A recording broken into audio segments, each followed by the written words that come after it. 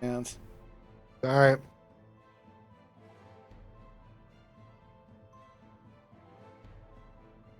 there we go. Hey, technical difficulties all around. Technical difficulties for everyone. Welcome to Players and Creators. Thank you for joining us for our Wildmount campaign today, episode 15. And 15, it feels like we've been playing for 3 years. And for some reason, we're only on the 15th episode. Uh, Well, we have been playing for 3 years, just I not know. this thing. I know. I'm being facetious.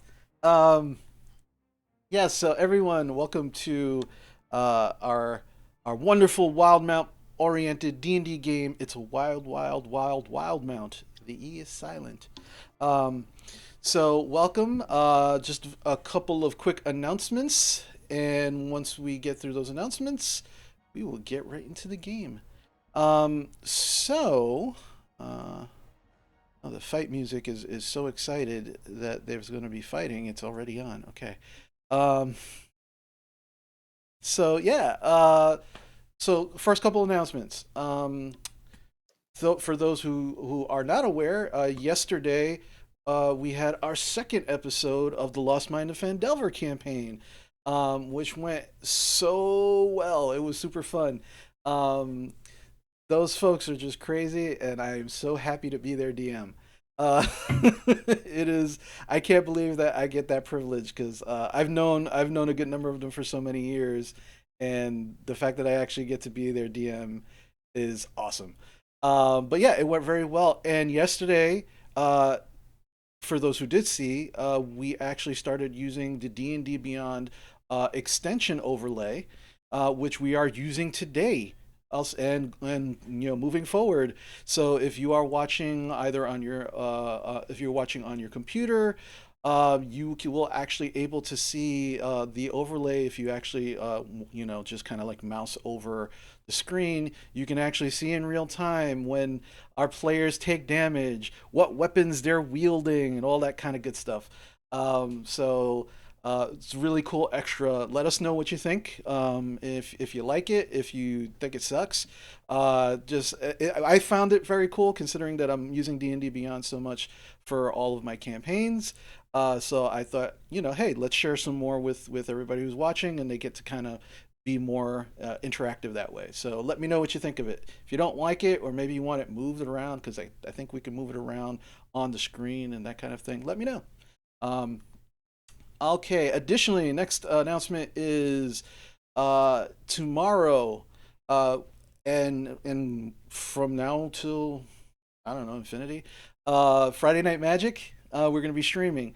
Now, normally the time is supposed to be at 8 p.m. Eastern, but because of real life obligations, and I actually will in the evenings be in a meeting for my actual day job, uh, moving that time up. So there still will be Friday Night Magic, but it's probably not going to start till about 9:30 or 10 p.m. I wish I could be more specific. I have no idea when the meeting is going to end.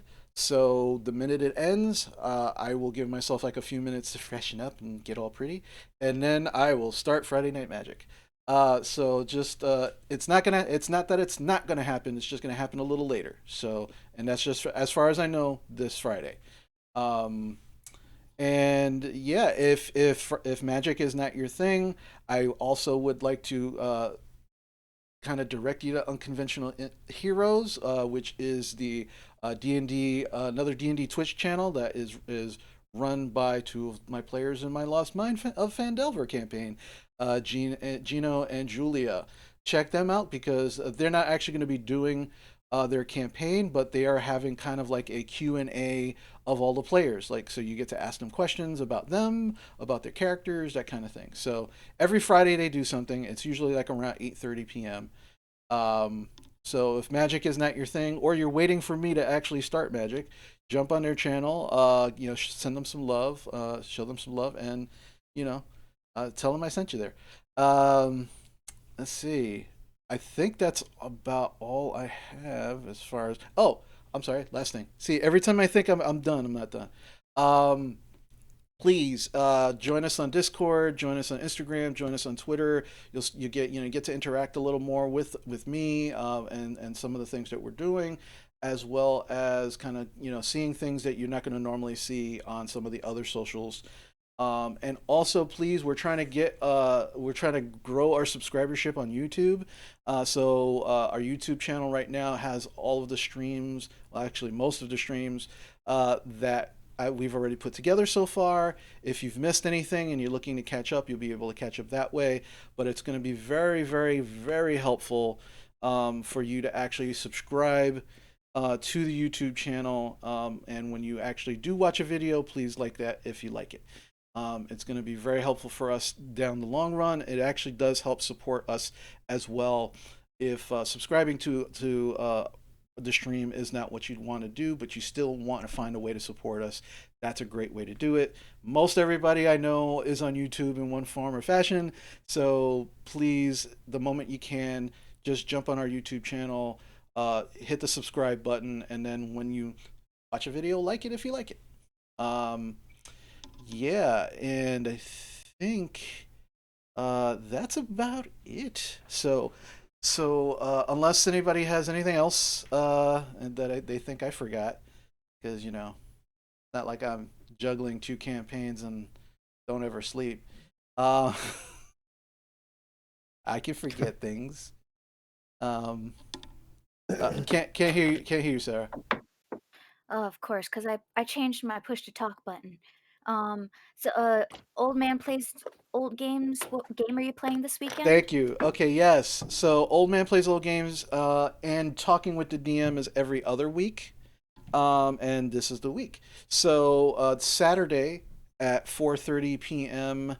I will be continuing to play Borderlands 2 Attack on Dragon Keep, the Tiny Tina DLC for Borderlands 2. I am kind of at the end of that DLC, uh, but not really because I suck.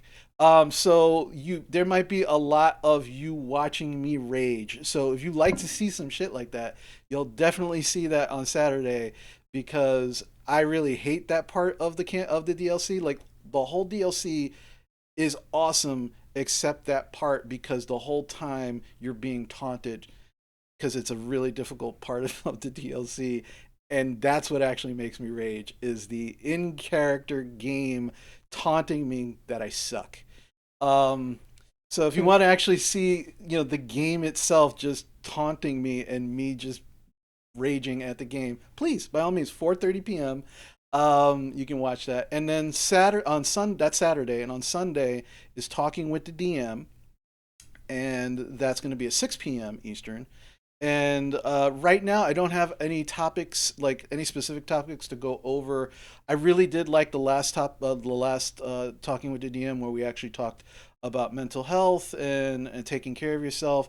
I'm going to start the conversation off talking about D&D and the new campaign, Lost Minds of Fandelver, kind of giving a little backstory on the folks that are playing with me and how much fun that is and how it all came to be. But wherever the conversation goes from there is kind of up to you and me. So, please do join if you're interested in that as well. I really do really enjoy doing talking with the DM. Kind of helps me, talk about things that are bothering me, not just game wise, but just, life in general. So if you get a chance to come and join me, that'll be cool. I think that's it. I think that's all I got. Finally done with the announcements.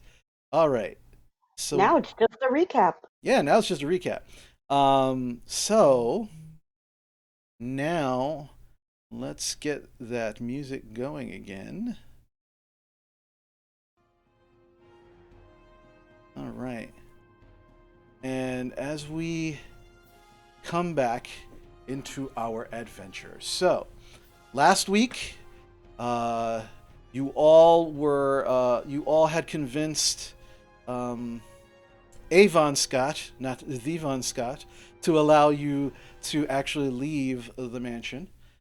considering everything that had happened and the attack during the memorial. Bertrand was not very happy with the thought of any of you actually leaving the protection of the household, but you were actually able to speak with his granddaughter Miranda, who did you did convince that it would probably be safer.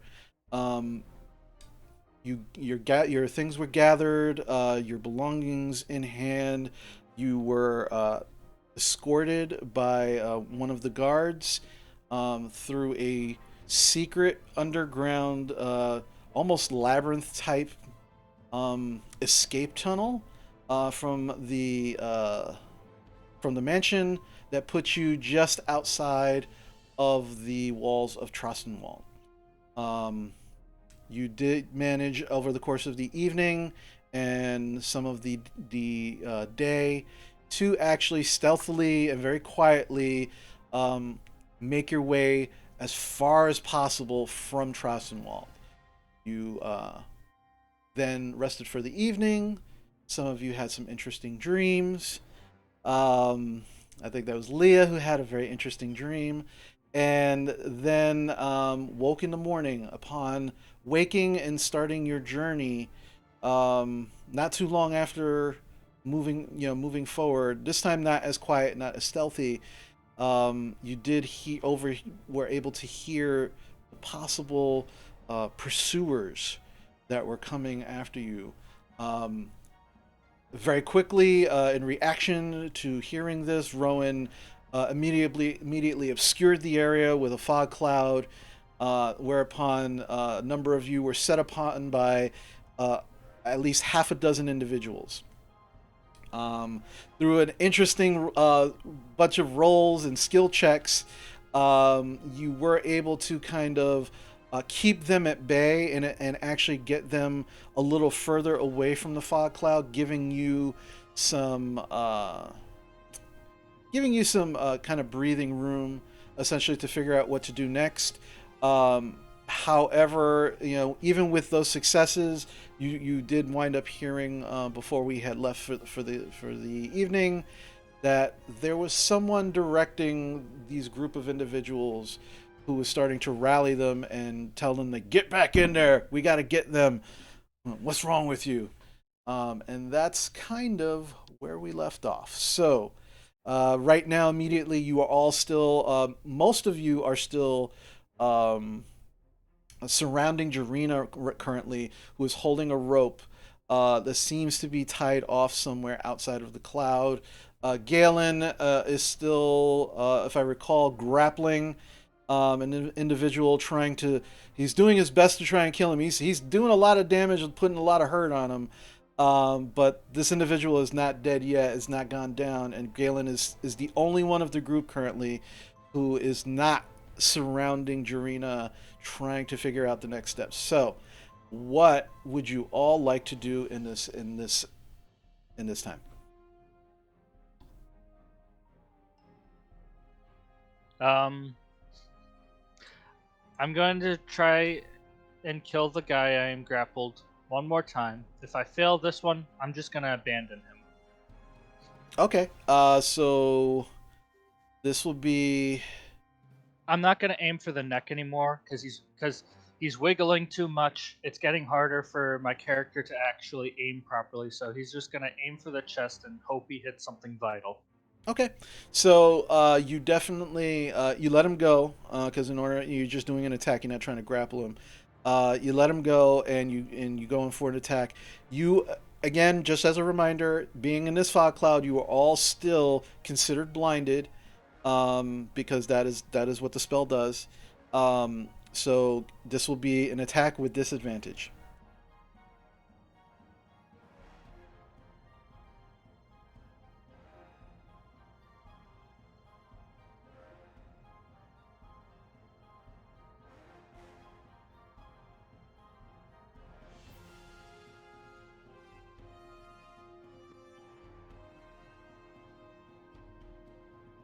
It's actually a 20, but not natural. Not natural. Okay, that hits. Roll damage.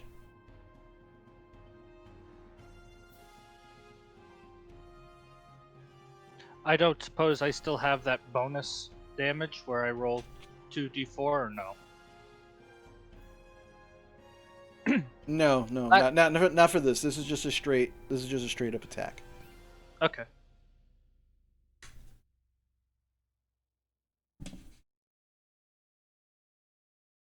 So what'd you get? All right. I got 9 damage. 9 damage. Okay.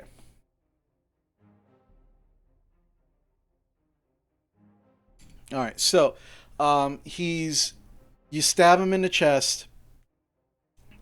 He's like, "Oh, fuck, and as soon as you stab him, um, almost immediately you just watch as his obscured form within the fog just disappears, and you get the impression he just ran away.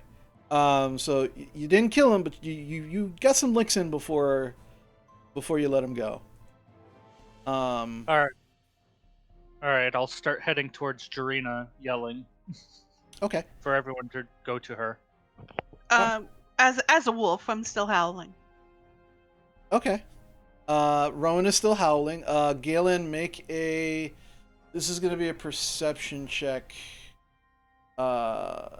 At disadvantage, because again, you're still. Even though you can hear the howling actually has been picked up by not just Rowan, but Sora's direwolf, Cerberus, Cerberus, and you. It seems to be coming from all around you. So it's not necessarily a beacon, but so it will be a disadvantage. 15. 15.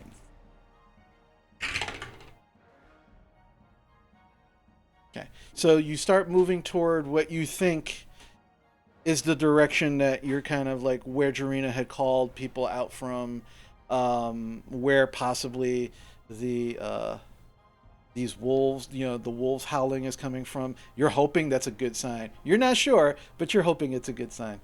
Okay, fingers crossed. You don't know what's going on yet. All right, so everybody else, what are you all doing? I know Jarina, you were holding the rope. Rowan is howling. Sora, what are you doing? I am. Well, first I was thinking, maybe have Cerberus go after one of the attackers. But I don't have any of her, like what her attack is, bite or scratch or what have you. Okay, well, she doesn't, because of her specific circumstances. She actually doesn't have a bite attack. Actually, hold on a second. Yeah, she doesn't have a bite attack. She does have her claw attack. Okay. And actually, no. She would only have her bite attack, not claw. I'm sorry, it was the other way around. Okay. Sorry. But you make an intelligence check for me, Sarah.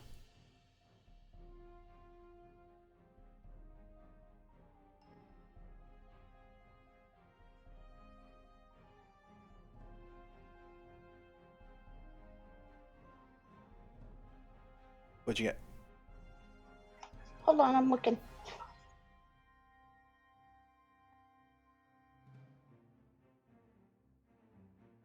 21. 21. Well, you do know that since you've had her,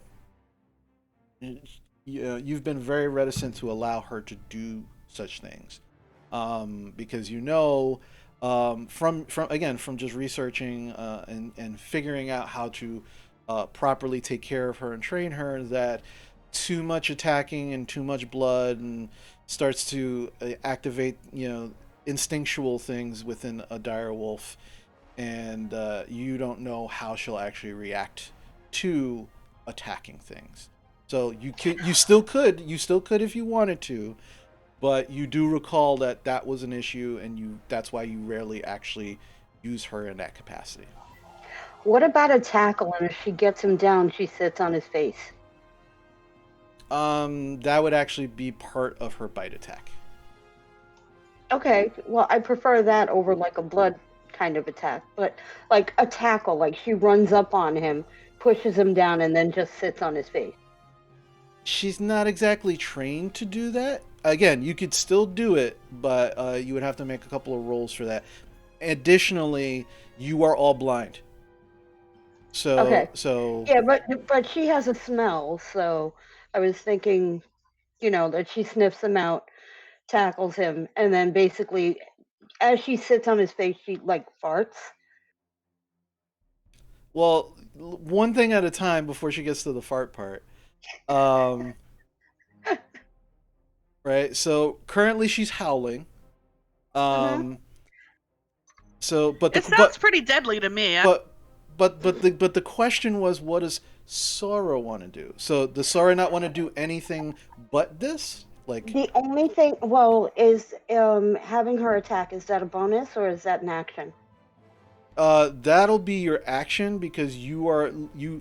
It's gonna take you time to convince her to do something that she doesn't normally do. Okay, so if I cast Blade Ward on myself, is that considered? Hold on. What does the spell say? What does it take? That's what I'm gonna look at. Okay.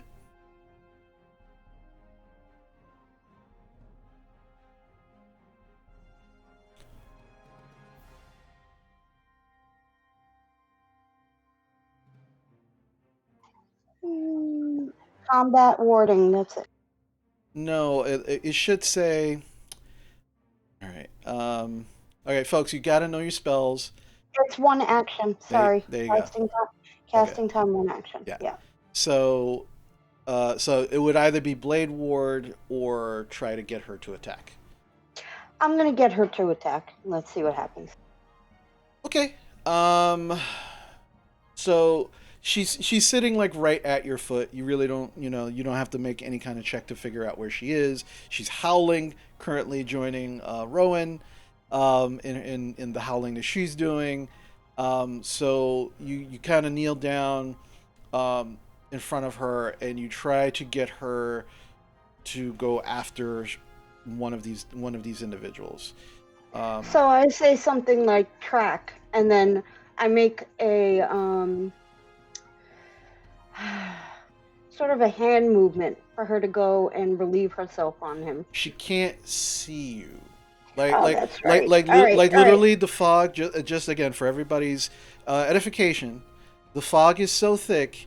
Even holding your hand in front of your face, you just see the outline of your hand. You can't even. Then see I your tell hand. her to track. Okay. So this is going to be an animal handling check at disadvantage.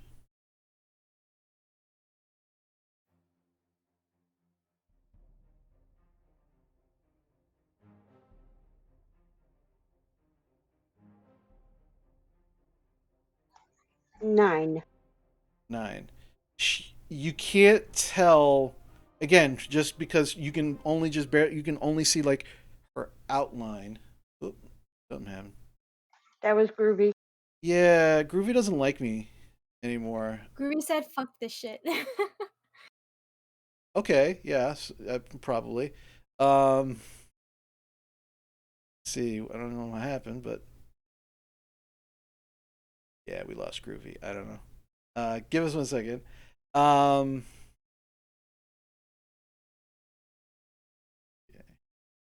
see. Let's fix this. Hold on. Gonna do this. There we go. All right. So behind the scenes. Ooh. Yeah, I got a green screen. Whoop-de-doo. So, and Groovy came back because Groovy's a bastard. All right. Wow. Wow. Alrighty. So, essentially,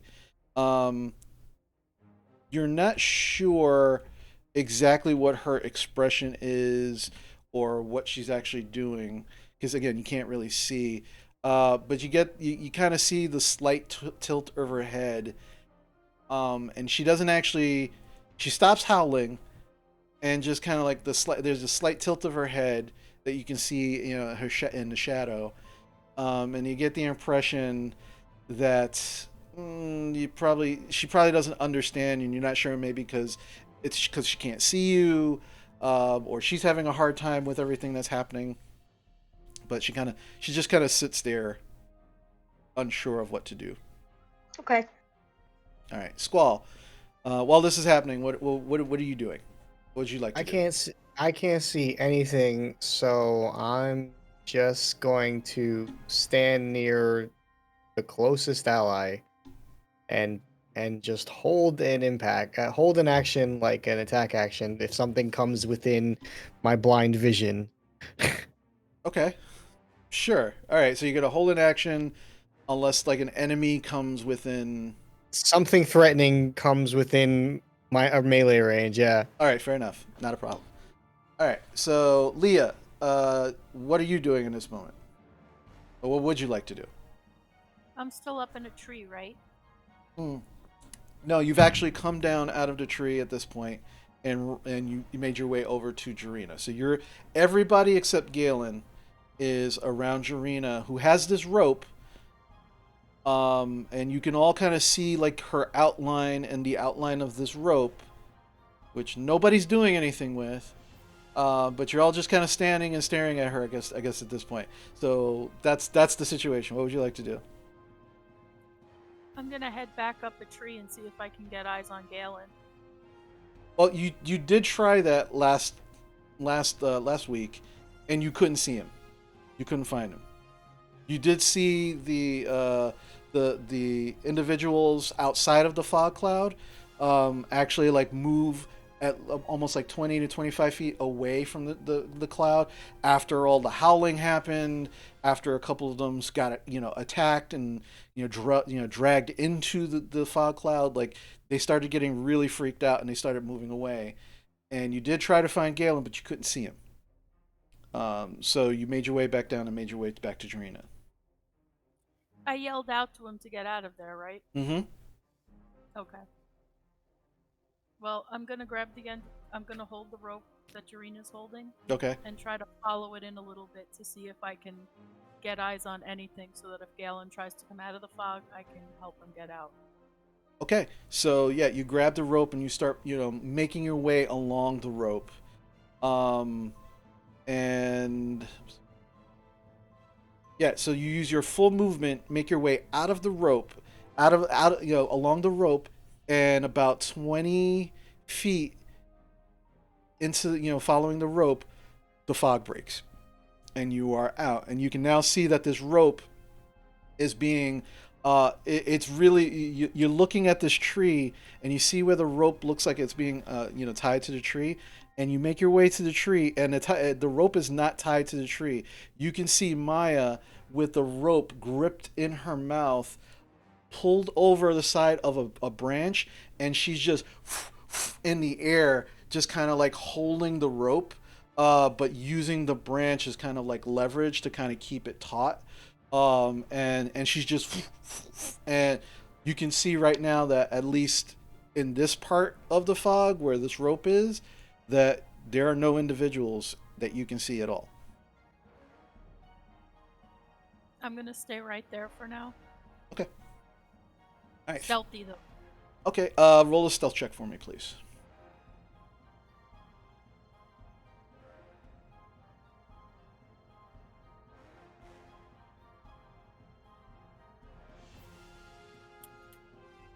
(16 + 6 is 22).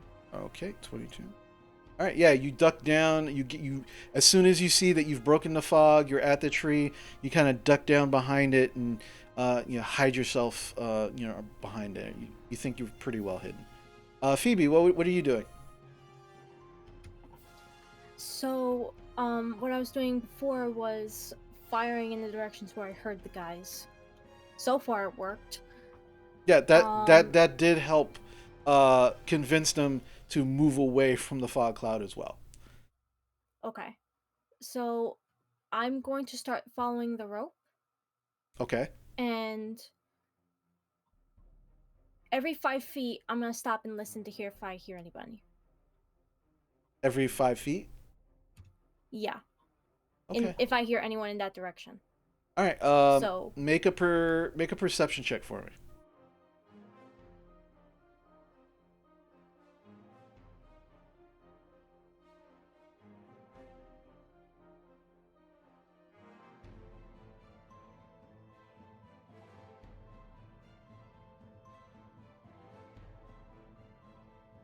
$16. 16. Okay. So you start making your way along the rope. Every 5 feet or so, kind of like trying to listen to hear anything. Um, 20 feet following after 20 feet of following a rope, you are no longer in the fog, and you see the same thing that Leah saw. You can see Maya just kind of just flying in the air, pulling the rope in her beak, just kind of like trying to keep the rope taut. Um, and as you look around, you couldn't see anything in the fog. You currently don't see anything while you're outside of the fog, but you still can hear the sounds of these individuals like kind of calling to each other. You can't hear what they're saying exactly, but you can absolutely hear them like calling out to each other, whistling, yelling, considering everything that's been happening. Can I shout out to the others? What do you want to shout out? Follow the rope. Yeah. Okay. Yeah. You call out, follow the rope, easy enough. And you just kind of like, you stay. Your full movement will get you to that tree.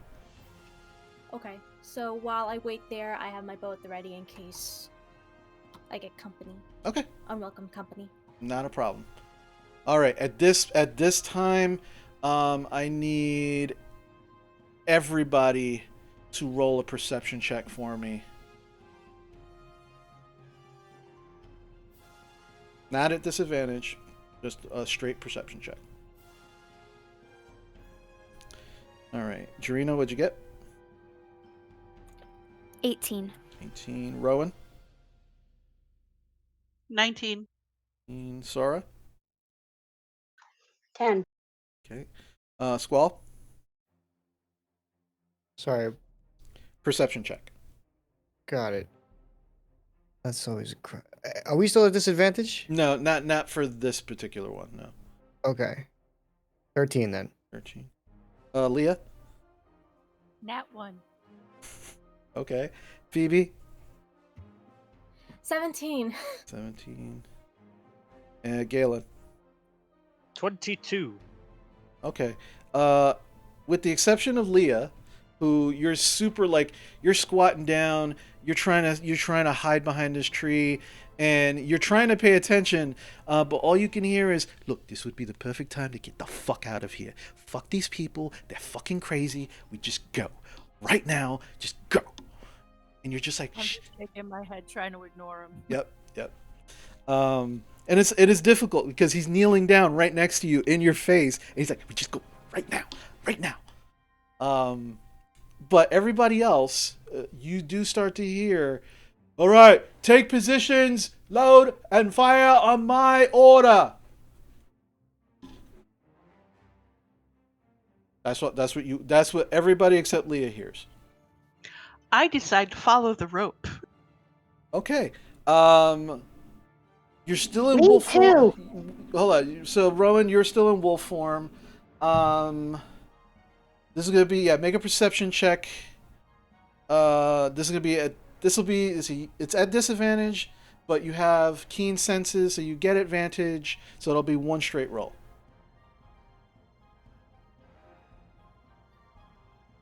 15. 15. Okay, easy enough.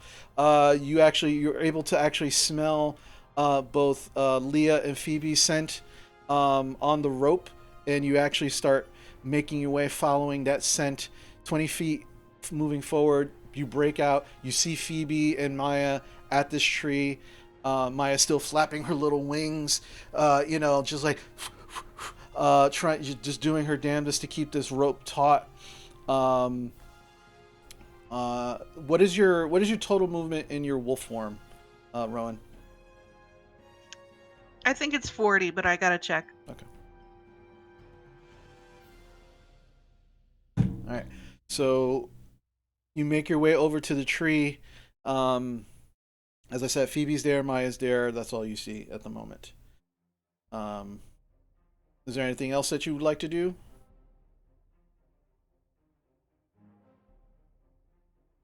No, I would actually like to really leave the area, but I guess we're waiting for everybody. Um, my movement is 40 feet, so I would like to start moving away from the fog. Okay. Well, yeah. After 20 feet, you're out of the fog. 30 feet, you're at the tree. You have another 10 feet of movement to go, like to 10 feet, to either side of the tree. But you are absolutely out of the fog at this point. Yeah, I just want to keep heading away from it. Okay, no problem. Sora, you said you wanted to follow the rope. Make a perception check for me, please. At disadvantage.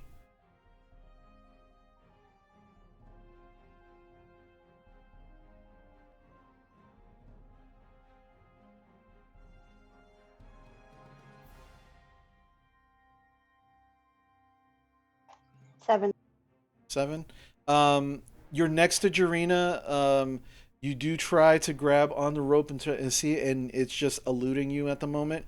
It takes you like a good 10 to 15 minutes to actually like really figure out where it is.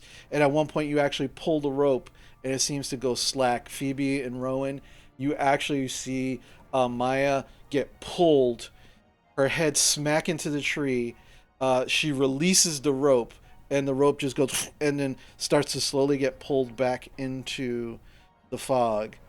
I run to grab it and pull it taut. Okay, yeah, so easy enough. I mean, you grab it, you pull it taut, and you're the one that's holding it. Maya's kind of like on the ground, kind of like shaking her head. Sora, you are able to make your way of the out of the fog cloud, and you can now see Rowan in her wolf form. You see Phoebe. You see Maya. Is there anything else that you'd like to do? Because that was action and a movement. Squall and Galen are still in the fog cloud, right? With Jarena? You don't see them, so you would assume so. Okay. I'm just going to hold my action Well, until. you used your action already. Oh. Okay. Well, yeah. That's about all I can do then. Okay. All right. Squall, what would you like to do? I'm gonna try to leave the fog cloud, but do I have any idea which direction is the way out? Well, you're next to Jarena. Okay. You can see that she's holding something. It looks like a rope. But again, everything is more of like a silhouette. So it's still, even with seeing the silhouette, you kind of reach towards the silhouette, and your hand passes through it because it's the trick of the light. So you would have to make a perception check at disadvantage to see exactly where these things are. Okay. Palo Santo! Palo Santo! Okay, 8. 8. Okay. Like you are completely lost in this cloud. Every time you think you know exactly where Jarena's form is, you hit a rock or you hit a small tree.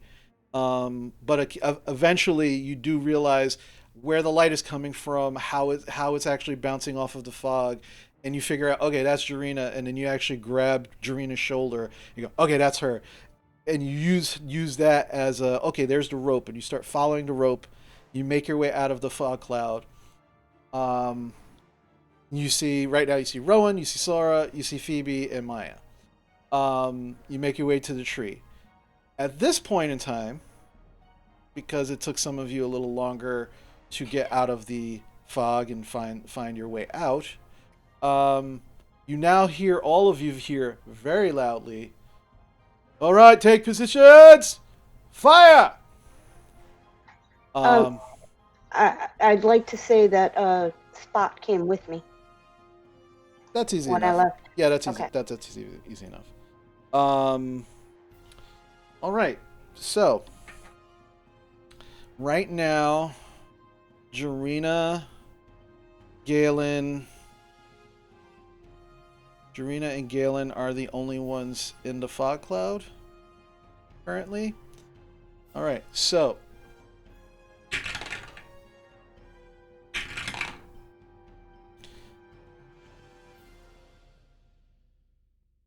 I have deflect missile. okay, just hold on to that for a minute. Hold on. Yeah. We'll see how this all plays out. So, Jarina, you hear something fly by your face.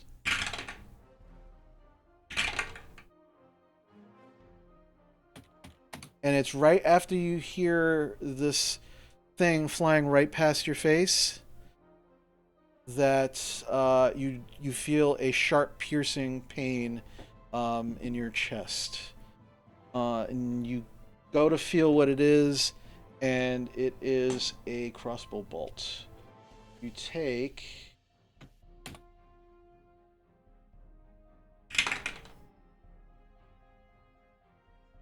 Wow. One piercing damage. I'm rolling these at disadvantage because they are equally blind. Does a 20 hit you?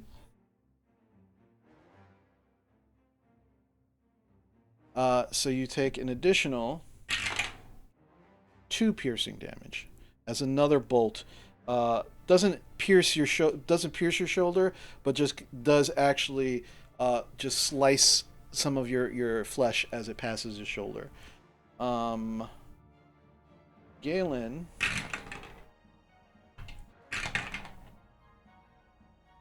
you hear right by your face.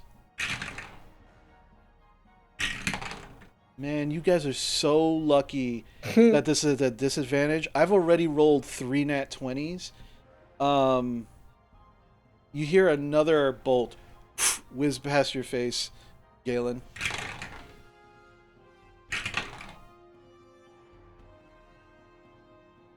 Yeah, and then another one just right by your shoulder.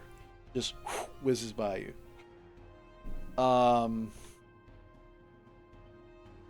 And now you hear, reload! Alright, Galen, what are you doing? So I'm curious, because the guy is screaming, does his voice sound like it's everywhere, or does it sound like it's coming from? It sounds like it's you're not sure. You can't pinpoint it because of the fog. Like it sounds like it's coming from around. He's definitely not close. There's a distance to his voice. You can try to figure that out, but that's going to be at disadvantage also. I think I'm gonna keep going to where I heard Jarina. Okay. Make a perception check at disadvantage for me, please.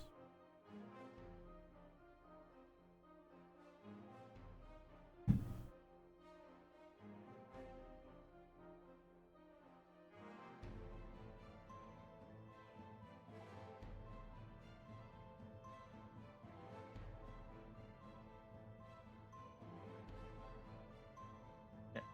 18. 18. Okay. Yeah, it takes you like a good 5 minutes to figure out where she is, and you finally like, okay, there she is, and you see that she's holding something. You grasp it. You realize it's a rope, and all right, and you follow. Are you going to follow the rope out, or are you just making your way to her? Jarina, come on, we gotta go. And I start following the rope. Okay, so it took. But I wait for Jarina to come with me. Okay, Like I'll follow the rope out. well, but you I'll can. wait for Jarina. Well, the thing is, you can't like hold your movement. You can only hold an action. So yeah, so you can, as an action, dash, which is movement, but that'll be your action because it took you about 20 feet because you were almost on the edge of the fog cloud. It took you about 25 feet to actually find her, which is a good portion of your existing movement. So, what would you like to do?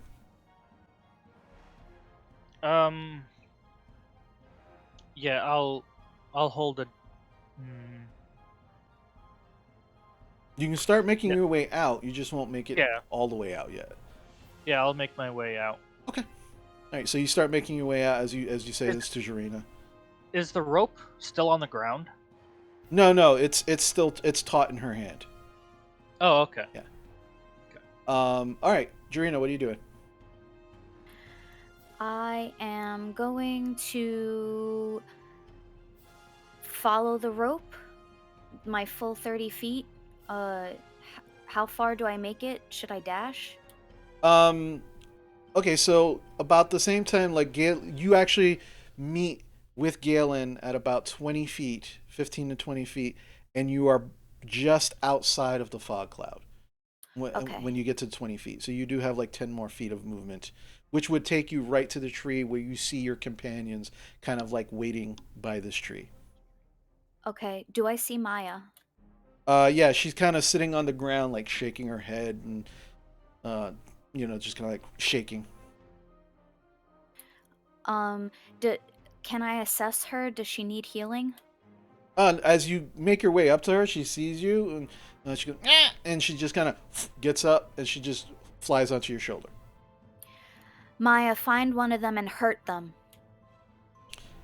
Okay, make a persuasion check for me. 17.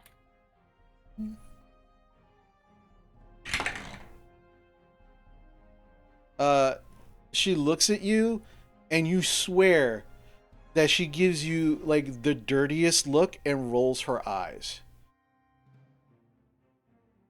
But it was like for a split second, and she just doesn't go anywhere. She just continues to kind of like you see her long like lizard like tongue come out, and she starts like cleaning herself up a little bit. But she doesn't leave your shoulder.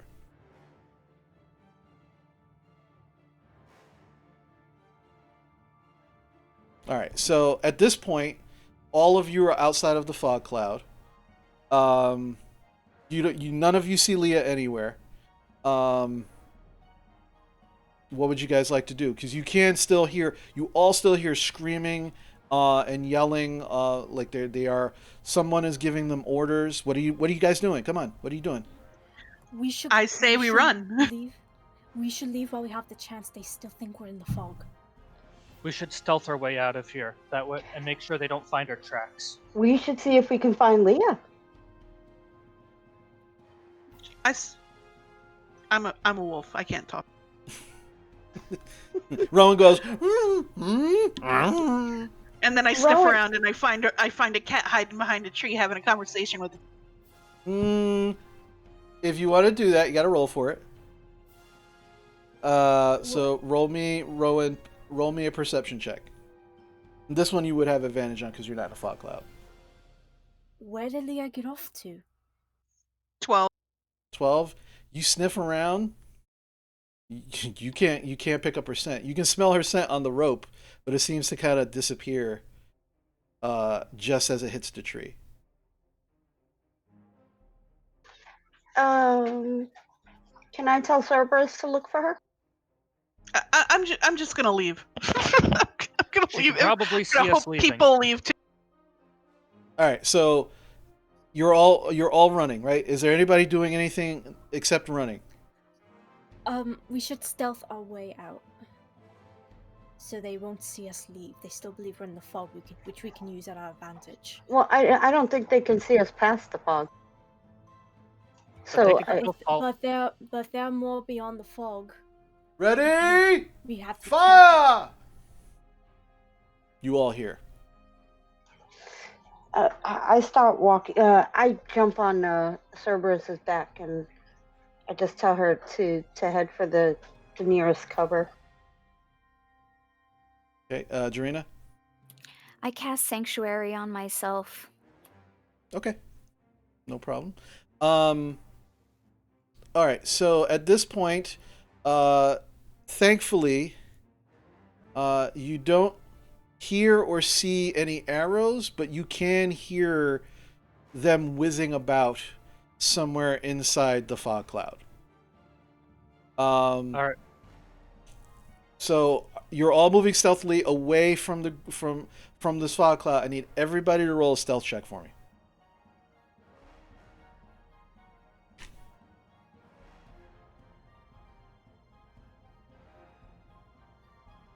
Dorina, what'd you get? That'll be a 3. Okay, Rowan. Is my stealth different? My stealth different as a. Oh It- yeah, it's my stealth +4. Yeah. It is a 23. Okay. Sora. I'm on Cerberus, so So you need to roll a stealth check for yourself and for Cerberus. okay. For me, it's a 9. For her, like I said, I don't have her stats or anything, so It is going to be. Hold on. +4. So roll a d20 and add +4. she got a 22. Okay. All right, Squall. I have all but given up on the attempt on rolling stealth, but a nat 1. Okay. Leah. 23. 23. Phoebe. 24. Or Galen. 22. All right. So, you all start to slowly make your way, in this direction. And Leah had previously told you that this area right here, was devoid of any of these individuals trying to get into the fog. So this is probably the safest place to go, and the safest way. And you all start to very, very as quietly, as stealthily as possible, start making your way through. Sora, unfortunately, as Spot's moving, and Spot is not making a sound as she moves through, you slide off her back and very loudly fall off, realizing that you did not strap the buckle of her saddle very well, and just kind of like just slid off of the side. You very quickly adjust the strap, get back on, but the noise was made. Squall, just kind of like looking around, turns around and trips right over a rock, smacking his face into a tree. You take 1 bludgeoning damage, and you can see just like a little bit of blood just kind of like starting to come out of his nose as he's like "fuck" very loudly.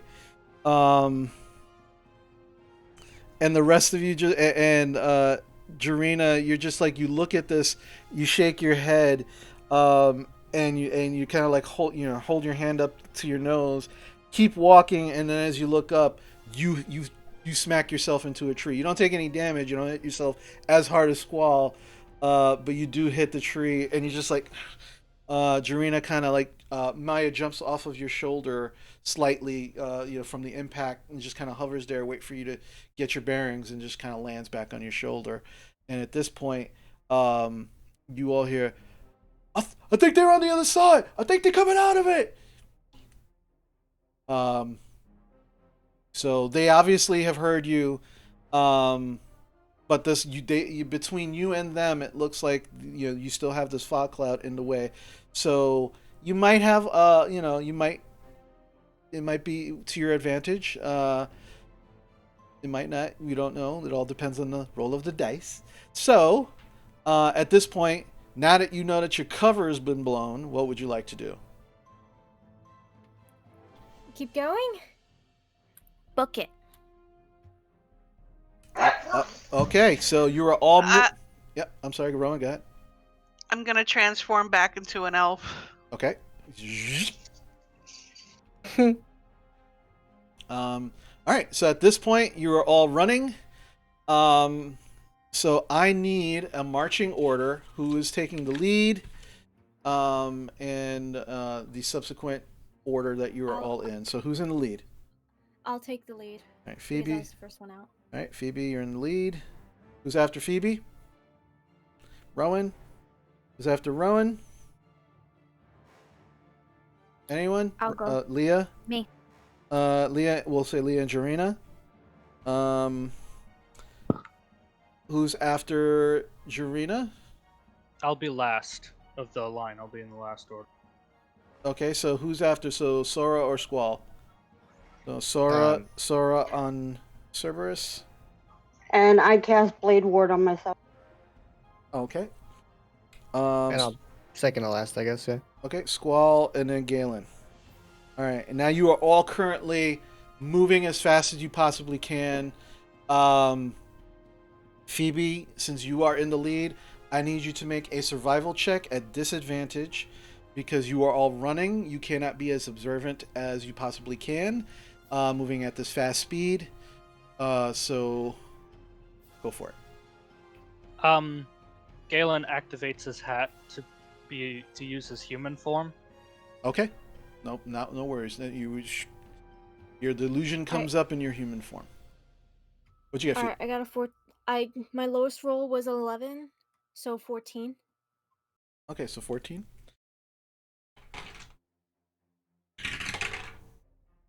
All right. So you all start running. Um, you're all like at this point you are getting smacked in the face with branches, tree branches, and having to make your way around and sometimes over either dead trees or rocks, things like that.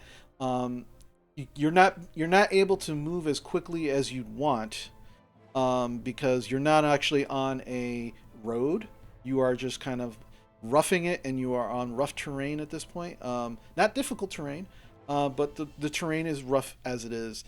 So you're not moving as quickly as you would like, but you are still kind of like, trying to do your best to get out of the situation. Um, Galen, make a perception check for me at disadvantage.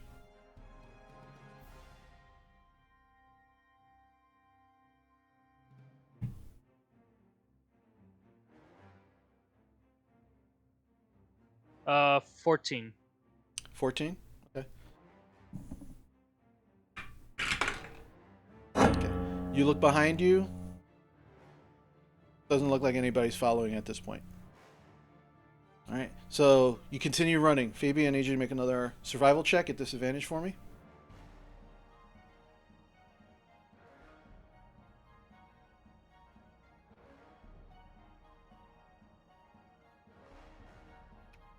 $15. 15. Rolls a 12. Okay. Okay. You continue to make your way through the forest. It's a little easier. You're starting to kind of not so much see a pattern, but you're trying to like see what's ahead, what obstacles are ahead, and trying to steer the group around these obstacles. If only I had a ranger in the group, that might make things easier. But she's dead. So you all make your way as quickly as you can still through this forest area, and you're still running. You're booking it. You're booking it. Sora Cerberus is keeping up with everybody, but she seems to be. She can go faster than this, but you are kind of like holding her back a little bit. So you all stay with the group. Galen, since you're bringing up the rear, make another perception check with disadvantage for me.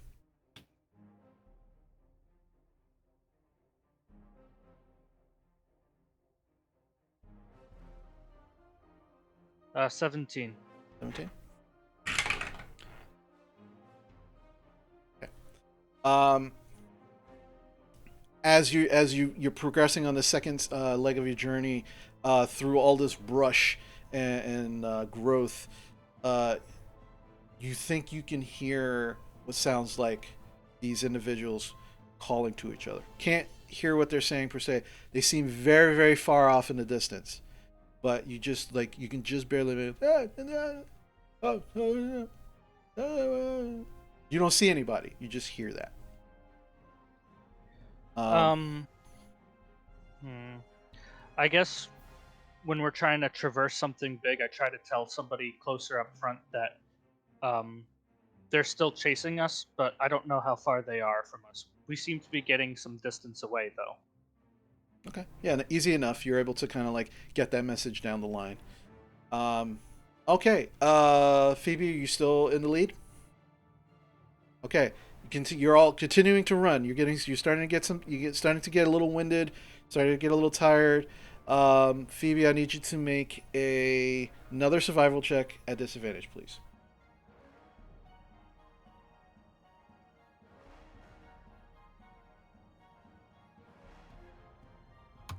18. 18. Lowest was a 15.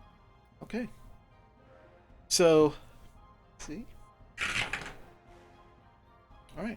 So now that you're getting kind of like, you're getting you're getting into the groove of doing this and seeing what's going on, and now it's getting a little easier. You all seem to be making a little more headway.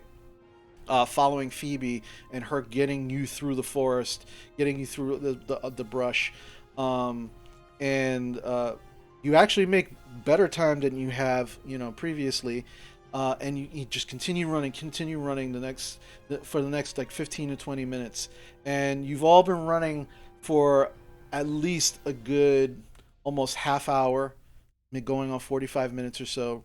While this is all going on, Galen, I need another perception check at disadvantage, please.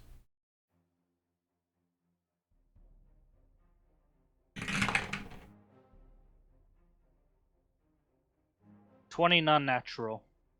Okay. You kind of like, you guys are running, and you kind of like, look over your shoulder, try to listen. Don't hear anything. Sneak a quick couple of looks. You don't see anything. I try getting down. I try telling or having the message down the line that I don't hear them, but I think we should keep going for one more stretch and then try slowing down. Okay. So, are you all going to continue running? Okay. So, maybe one more time. Survival check at disadvantage while you are all still running. And yes, at this point, you all do see Leah.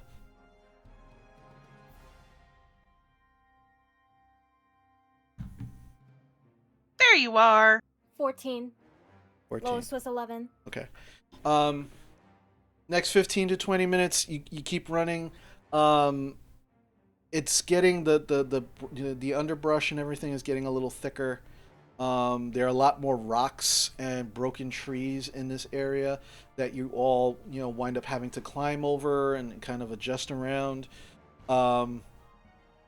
It's pretty. This is a little more difficult than it has been in the last 15 to 20 minutes prior.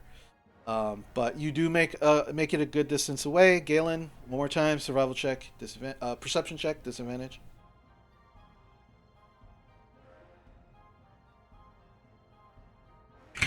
13. 13. You turn your head, try to listen. Don't hear anything. Kind of stop for a second, look behind you. Don't see anything. All right, guys. I think we should keep going, but this time I don't think we need to run. I think we can keep going at a normal pace. Right. I start slowing down. Okay. So Phoebe starts slowing down. You're all trying to catch your breath. Before we continue, I need everybody here because you have been running nonstop for almost an hour. I need you all to make Constitution saving throws for me, please. Normal rolls. Just straight Constitution saving throw.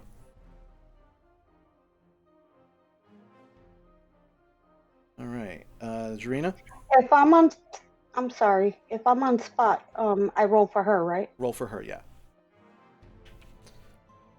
4. All right, Rowan. 20 not nat. Okay, Sora.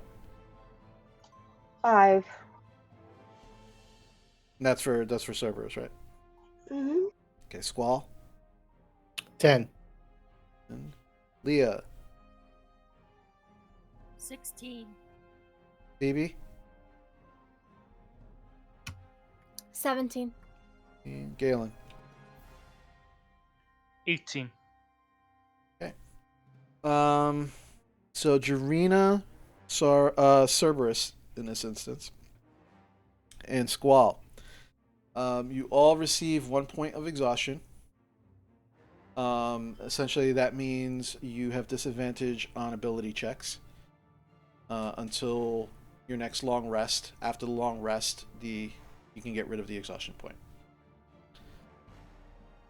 Sora?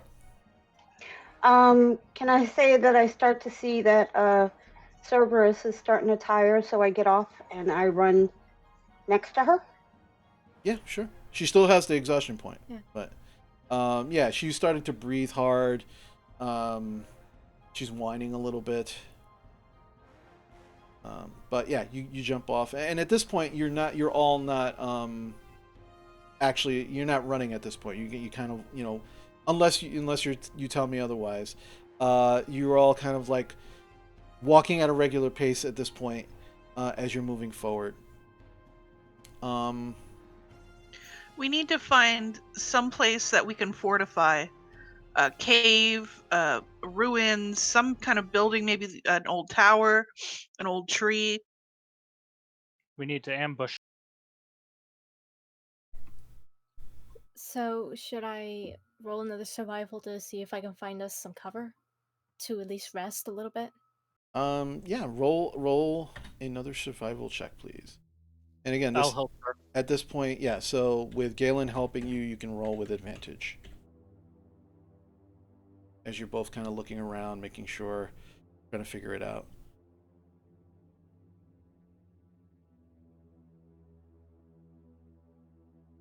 What'd you get?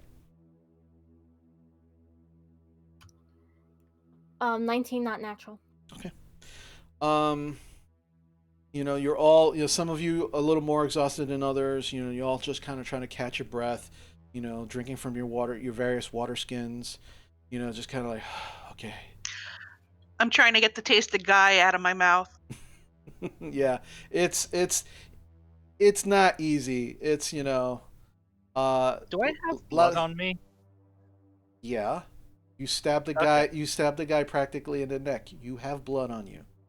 All right, just wanted to make sure. Okay. Yeah. I just to be clear, like when you guys fight, unless you're telling me otherwise, your clothes are filled with the bloods and juices and stains of your battles. I think Rowan is the only one that's pretty much like gotten her clothes cleaned at some point, and I got my clothes clean. Okay, some of you have done that. So yeah. Okay, so yeah, other outside of that, or somebody helping you clean your clothes for whatever reason, that is how you're walking around. So just bear that in mind. Um, so the next 20 minutes or so, you kind of walking at a normal pace. Phoebe and Galen, you're not only keeping an eye forward, but trying to keep an eye behind you as well, making sure that you're still not being followed. You still, so far, this doesn't seem to be any trace of them following you that you can find or that you can hear. Um, and after about those 25 minutes go by, Phoebe, you start to see that the underbrush and some of the foliage and everything that you all have been moving through is actually starting to clear a little bit ahead of you. You take a look, and maybe about you're not entirely sure, but maybe like 90 to 100 feet out in front of you, you can actually see this large clearing, and it looks to be some kind of building, um, like all the way towards the end of this clearing. Rather like a large building. Not you can't see much detail from here, but you can make out like a door, a roof and a chimney. But that's what you see. Can I tell from the distance if it's currently inhabitable? You'd have to get closer to find out. Okay. You're kind of like right on the edge of this clearing right now with your companions. Gotcha.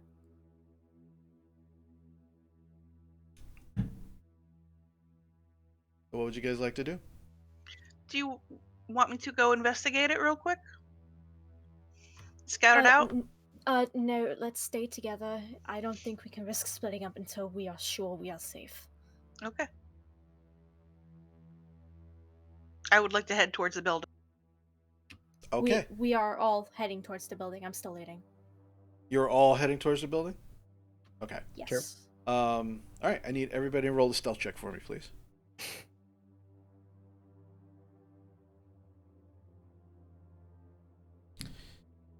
All right. BB. I'm just gonna say this. I love Southern Twist's new dice that he gave me because I just rolled an 18, and with that would make it 23. 23. Rowan. 10. Leah. Nat 1. Nat 1. Okay. Jarina. 6. You guys are on fire tonight. Paro Santo, people. Paro Santo. Sora. 17. Squall. My dice roll improved to a 2, bringing it to a total of 4. Galen. 20 non-natural. Okay. Wow. Wow. I mean, we're exhausted. That is true. That is true. So, as you all try to quietly make your way towards this building, some of you are less successful than others. Kind of like not really looking where you're going at this point, hitting a few, what look like dead roots from trees, number of large rocks and such. The ground itself is mostly it's just like mostly earth. Doesn't look like this area is tread on too often, but the grass is at least lower. It looks somewhat dead, like it's yellowing in certain areas. There are a lot of broken trees and tree stumps in the clearing itself as you make your way towards this building. I will say, yeah. You also see that again, this clearing seems to be made with the intent of being for this building, I guess, because as you're getting closer to the building, you can see that the clearing stops after the building. Like it just becomes dense brush and forest again. So clearly this area has something to do with it's either part of the property of this building, you don't know, but it's somehow connected. And so you all make your way slowly towards this building. I need all of you to roll perception checks for me, please. It's still at disadvantage for those with exhaustion, correct? Yeah, ability checks. Yeah, so any of those abilities would be at disadvantage. What are we rolling again? This is perception. Okay. All right, so Jarina. 'Tis a nat 1. Okay, Rowan. 20 not natural. Sora. 11. Squall. Positive trend, we're at a 3. Wow. Leah. 15. Cleanse them dice, my 15. I like low dice. Phoebe. He can't. 16. Galen. 15. Alrighty, so Jarina, Squall, and Sora, you're just kind of looking around and you're just trying to figure out like what's the deal with this clearing. This is weird. right? And just kind of looking around, not really paying much attention to anything else other than these thoughts that you guys have. Rowan, Leah, Phoebe, and Galen. As you're approaching this house, you can see that it looks like a stone, almost like a stone cottage, with elements of wood to it as well. You can see wood on the roof. Um, at this point, you're about maybe like 15 to 20 feet away the uh, from the actual building. So at this point, it doesn't seem like there's any movement that you can tell. In the front of the house, there are no windows. There are windows on the. There might be windows on the side, but you would actually have to get right up to the building to find out. Phoebe. Well, I was gonna ask if I should roll to see if anyone's been there recently. You would actually have to get like up to the building or inside it to make that kind of determination. Is there any smoke coming from it? There is no smoke coming from the chimney. I I turn to whoever's closest to me and I say, I wonder if a witch lives here. I hope not. Okay. Phoebe. The one thing that you notice additionally that no one else notices, as you're kind of looking around and you're looking at the house, you are also kind of like trying to keep aware of your surroundings as well. And you can see that on either side of you, behind some of the trees, it looks like there's like a lot of disturbed earth, like in these large piles. But again, like they are behind trees, so you can't make out much more detail than that. But you notice that because of your role. You do notice that in addition to what you see about the house.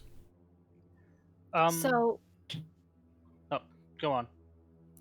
so I gesture for everyone to stop for a minute, and then I silently point to the two mounds that I just saw. And I ask, does anyone want to investigate while the rest go up to the house? I think only a few of us or a couple of us go to the house, and everyone else investigates these. Right, so I would say Jarina and Squall, you go to the house, while the rest of us split up and check out the mounds to make sure they're untrapped. I really want to see if a witch lives here. I'm gonna go Oh. with Squall and Jury. Can Galen make an insight check of this whole area? Like, sort of like, does it feel natural in a weird way? Like, because she keeps saying that there's a witch. Like, if like she hopes that there's a witch or something. Does Okay. the place kind of feel Well, Detect magic, it's or kind of hard to insight nature. Um, okay?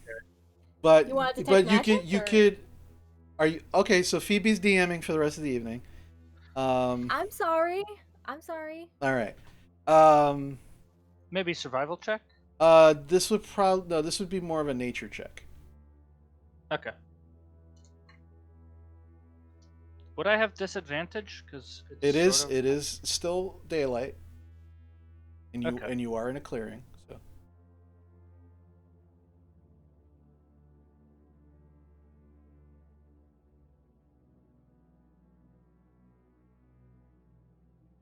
13.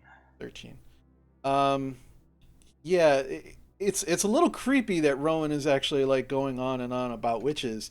Um, but like you don't know much about like witches at all, and so you wouldn't know like if this is a witch area. Like it's just like you don't know enough to make that kind of determination. Um, I mean, again, it looks like a lot of the like in this clearing, it looks like somebody cleared the area out at some point.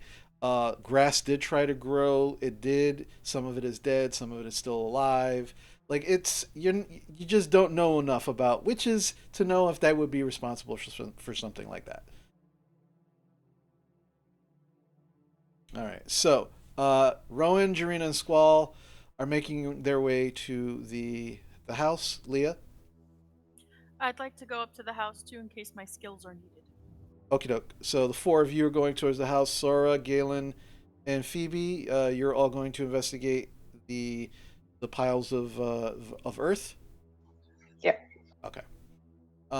So all right, Jarina, Rowan, Squall, and Leah. You all kind of you walk up to the house.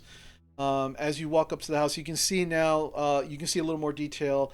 The house is mostly it looks put together by stones. Being put together and cement. It is mostly stone. There are you can see some wooden supports as well. You do look to the side and can see that there are windows on the side. Um, and the front door itself is wooden and it is slightly ajar. I'd like to walk around stealthily and check for traps before we go anywhere near that door. Okay. First thing, roll a stealth check for me.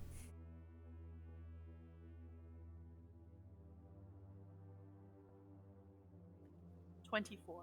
24. Okay. And then roll an investigation check for me, please.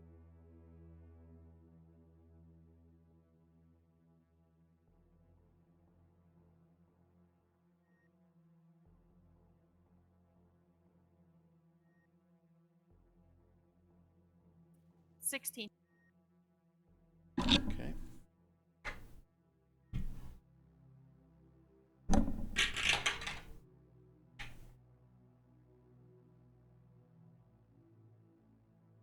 Okay.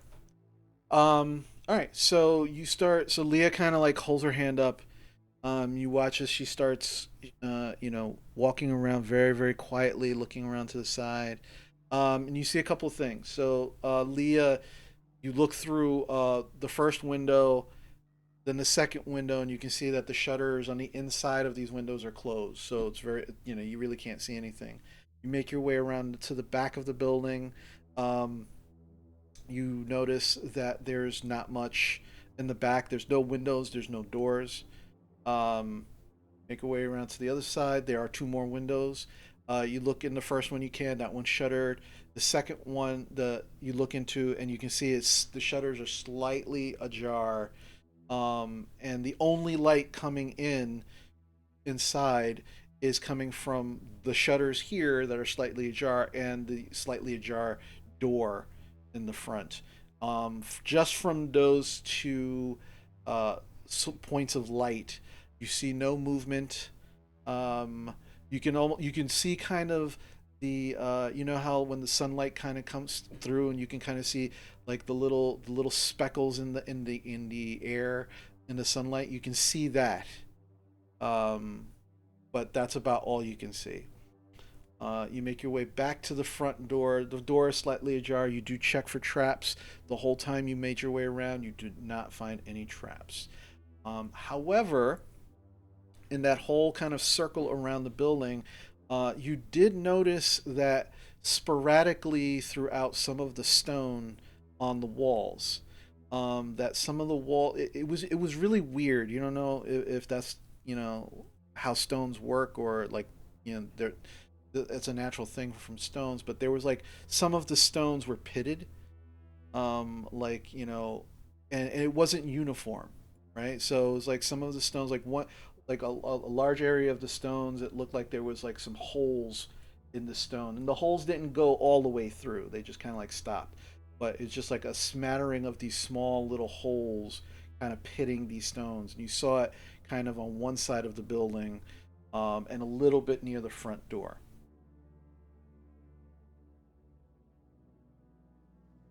I'd like to, I'm going to talk to Lucy and tell Okay. Lucy to go in. Who is currently a little mouse in your pouch. Okay. Lucy, can you carefully go inside and take a little look around? It seems safe. Be careful, and then come out and tell me what you see. Um, jumps out jumps out of your pouch and slowly starts making their way into the house, kind of not even disturbing the door. It's such a tiny mouse. And Leah, all of a sudden, you can't hear anything. You can't see anything. Squall, Jarena, and Rowan, you watch as Leah's eyes just go completely white. And immediately, Leah, you don't hear your companions outside. You, but you do see something, and all of a sudden, your vision and your hearing clarify, and you are actually seeing through Lucy's eyes. And you watch as Lucy just kind of goes in and kind of like squeaking around, just kind of like sniffing and looking. Um, Need you to roll a perception check for Lucy. And this is going to be using mouse stats. Well, actually, it would be rats. I don't have any rat stats. Let me see if I can get that for you. I rolled a 17. 17. You have advantage.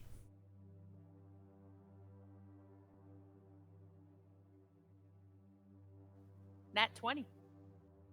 Okay, so you start. You're still looking through Lucy's eyes, and you watch as Lucy kind of makes their way across the floor, sniffing around. You can smell this weird, like sharp, like acrid smell. You don't know what it is, but you can smell it very very clearly through Lucy's senses. Um, and it's not like throughout the whole building itself as Lucy makes her way through, but you can definitely smell it in the air. You can see what looks like broken furniture. There's a layer of dust over most everything, including the floor. The floor itself is cobblestone. Um, and it's a rather like it's a pretty big building. It is just one story, one floor, and you can see amongst the broken furniture, you can see some broken chairs, a broken table. There seems to be some kind of like just garbage on the floor that you can't make any heads or tails of. Like there's some cloth and some papers. Um, and it just everything that Lucy encounters and climbs over just seems to be kind of like broken and have a layer of dust over it. Um, Lucy doesn't have dark vision in this form, um, but you do get the impression that absolutely there is absolutely no one in here that Lucy can find. Um, and that it's been some time since anyone has probably been in here, considering the dust, the layers of dust.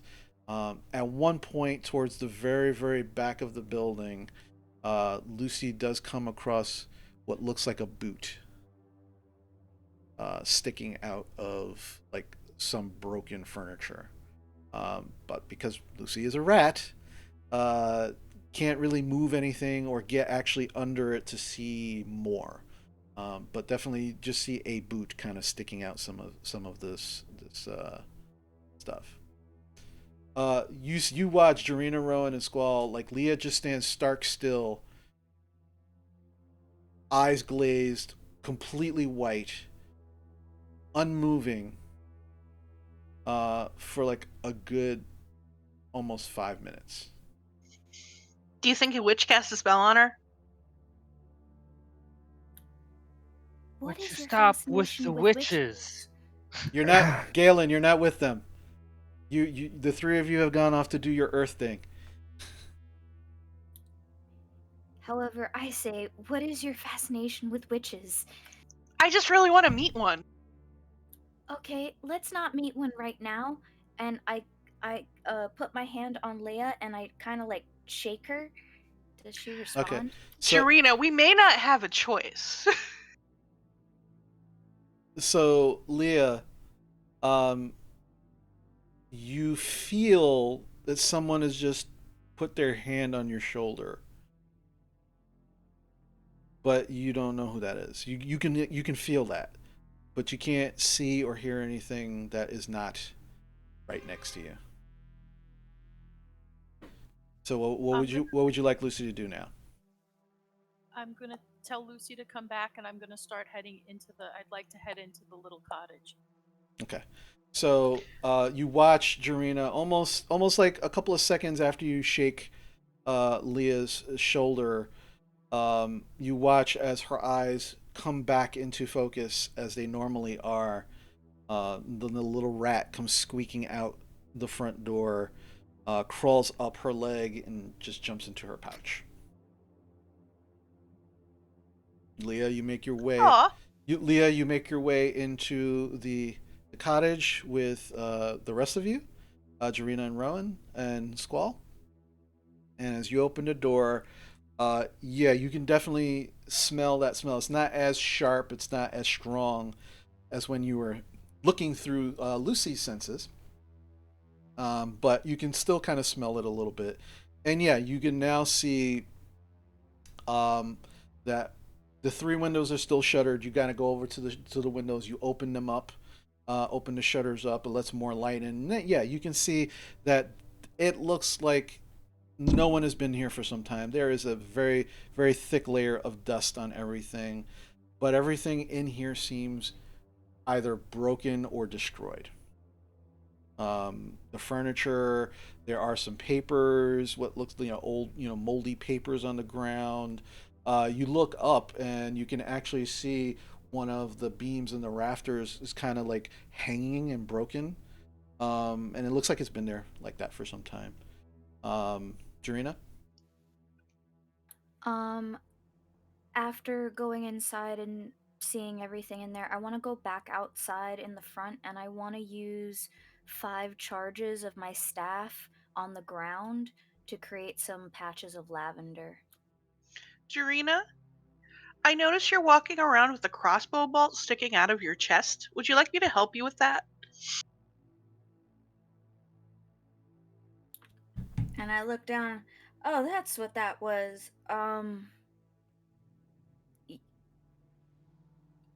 Yeah. How would you like me to help? Do you want to pull it out? Do you want me to pull it out? How do you want to do this? I don't know. I've never had a crossbow sticking out of my chest before.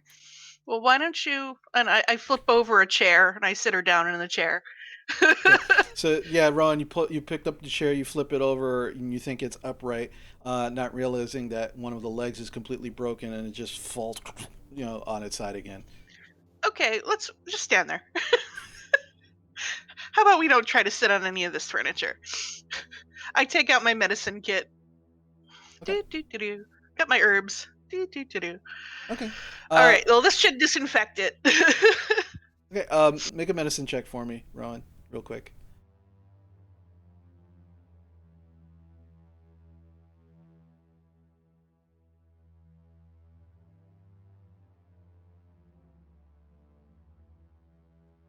15. 15. Yeah. So over the course of the next couple of minutes, Jarina, very deftly and without too much pain or discomfort, Rowan is able to kind of pull the bolt out and start disinfecting the area and just kind of treating the wound itself. You don't heal up any damage from it, but you do. The wound is treated. You won't get an infection. The bolt Can is I do? no longer sticking out. Do you want me to do cure wounds? Do you want to do it yourself? Uh, I'll do it myself. Uh, I kind of just want to get a breath of fresh air. Thank you. You're welcome. It is kind of stinky in here, and if she wants to go outside, that's fine. I'm gonna investigate a little bit and try to see what's where that boot is and if there's a body attached to it. Well, I don't know, Leah. Did you tell them about the boot? I did not. Okay, so Rowan, you can still investigate, but you know nothing about a boot or anything about that. I Well, it did smells follow them. funky. I did follow them inside, right? No, Phoebe, Galen, and Sora, you guys were going to investigate the Earth. Okay. That's what we had Oh, said so before. you're. Right. Oh, So yeah, okay. I'm doing their stuff, and then I'm gonna go get to you guys. Okay. Yeah. All right. So while this is happening, um, Jarena and Rowan are kind of doing this. Rowan finishes up. Leah and Rowan make individual investigation checks for me.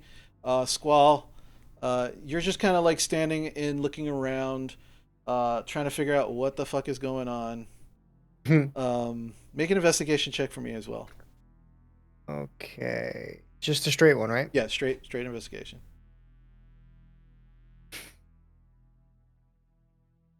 2.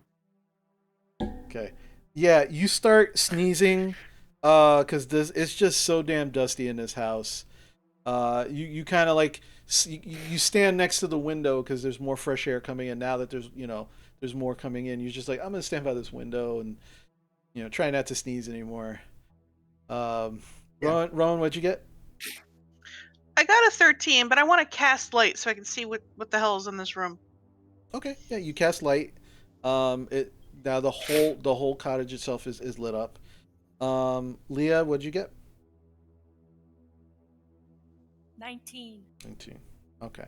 So yeah, Rowan, you cast light, and you now all can very, very clearly see the mess that this cottage is in.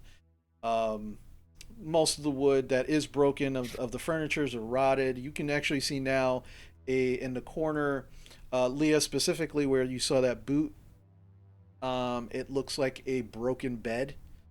Um, like there was like apparently someone did live here. You're not entirely sure, but you make your way.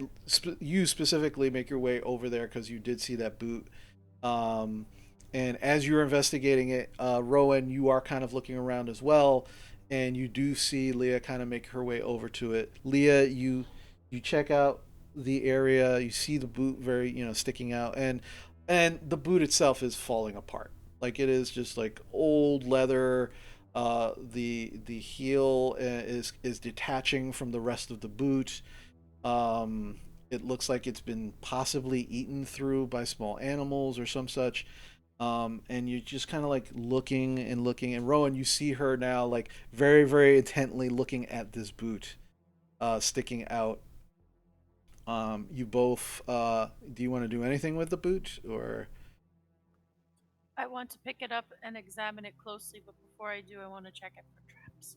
Well, this would have been this particularly would have been part of your investigation. Like there's no traps that you can find. You go to grab the boot. It is a little it's stuck a little bit, and you yank, and as you yank, the boot comes free, and you look and you can see sticking out at the end of the boot, and it's a pretty long boot. Like it's like a knee. It looks like a possibly like a knee high boot for some kind of average size humanoid. There is a bone sticking out of the boot at the top of the boot. You look down and you can see that there is a leg, like the bone leg, continuing underneath the rest of this broken bed. Uh, Oh, that poor witch. you start to move aside some of the garbage and broken things around, and you get to see what looks like a very, very, very. I wouldn't say. Let's see. What's the best way to put it? It's definitely a skeleton. There's not a lot of flesh on it, if at all. But it's not like bleach boned. The bone is yellow. The fact that it came free as easily as it did tells you a little bit about possibly the condition of the skeleton itself. It has a lot of cracks in the bones that you can see.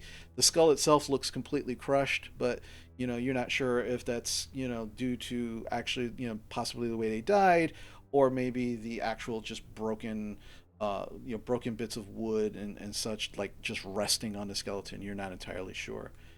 But yeah, you can see just like tatters of what will possibly clothes, just kind of like on the skeleton underneath the bed. In the course of checking, you do find 8 pieces of gold, 3 pieces of silver, and 20 pieces of copper in a little pouch next to the skeleton. 8 gold, how much silver, and 20 copper? 20 copper. It was three pieces of silver. So I'm gonna pick up a blanket or whatever was nearby that I could wrap the bones in Mm-hmm. as well as I can, Okay. and neatly take them outside to dig a grave for later. Okay. You do. I'll help. Okay, yeah, you try to find some. There are like scraps of cloth around, but they are very like you start to lift them up and they tear very easy, or some of them actually like start to fall apart in your hands. And you get the again, you get the impression it's probably not going to be. You're not probably not going to find anything to do, to wrap the bones in unless you use something that you currently have yourself. Um, Rowan, you do notice also, both Rowan and Leah, you notice additional pitting in the stone on the walls. Um, Do just I know what that's caused by? make make a nature check for me. Actually, no, it wouldn't be nature. It just straight intelligence roll. It would just be straight intelligence.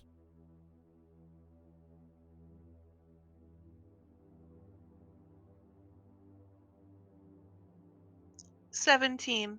17. Um, it could be like one of a couple of things. Uh, stone masonry and stonework. Not your forte. Not something that you studied extensively, Rowan.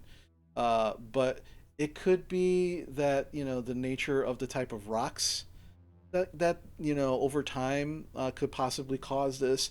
Possibly some small burrowing creatures like insects that possibly could make their home inside of these rocks. And you look a little closer and you don't see actual like insects or anything in there, but it could possibly, it has almost the consistency of like almost like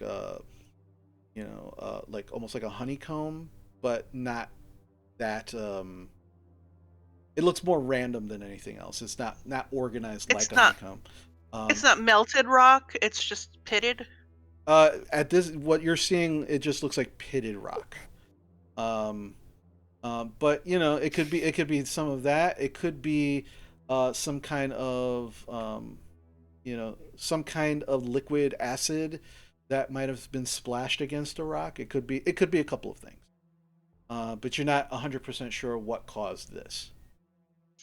I voice everything that you just said out loud Okay. to poor Leah, who's just standing there going, trying to pick up the body. Yeah. Yeah, Squall, it's at this point that you see Leah and Rowan. Jarena, you see this as well. Just kind of like pulling the bones of some kind of creature, some kind of humanoid out from underneath this bed. Um, Hmm. so while you're.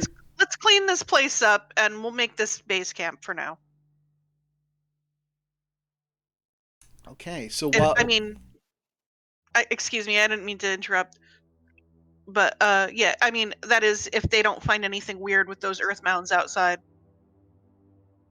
So while that's happening, uh, the the team Earth Mounds, Phoebe, Galen, and Sora, you make your way over to one of the mounds that Phoebe had pointed out.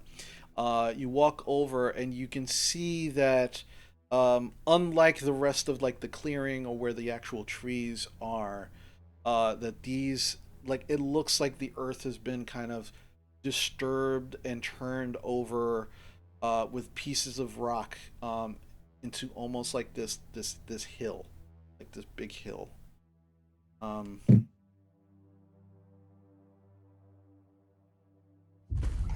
I'm going to take a closer look. okay, Sarah, make an investigation check for me, please.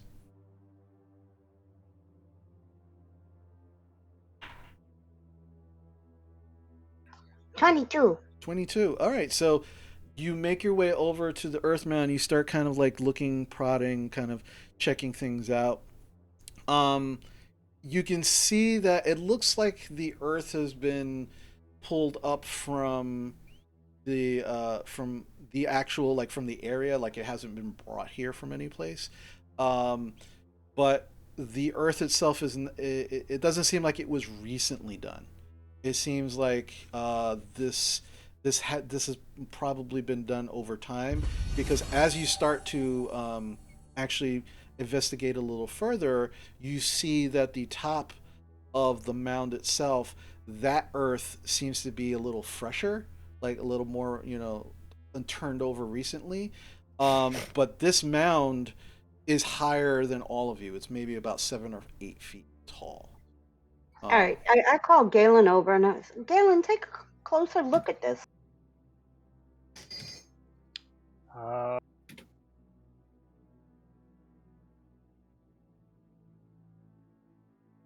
sorry, I clicked on Twitch and it started making cues. Hold on. Uh, okay.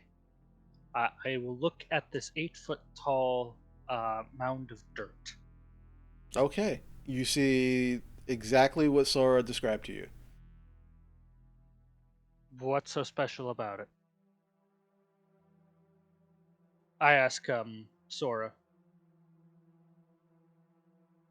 So I explain, and I just say this seems rather strange. Yes, like it could be a trap, or maybe a grave of a giant. Who knows? Can you detect traps? Um, I'm not good at disarming them, but I do know where I could find one. Where one is, so sure, I'll give it a look. All right, make an investigation check for me. Disadvantage or You- just You're regular? still, well, you're still in daylight, so yes.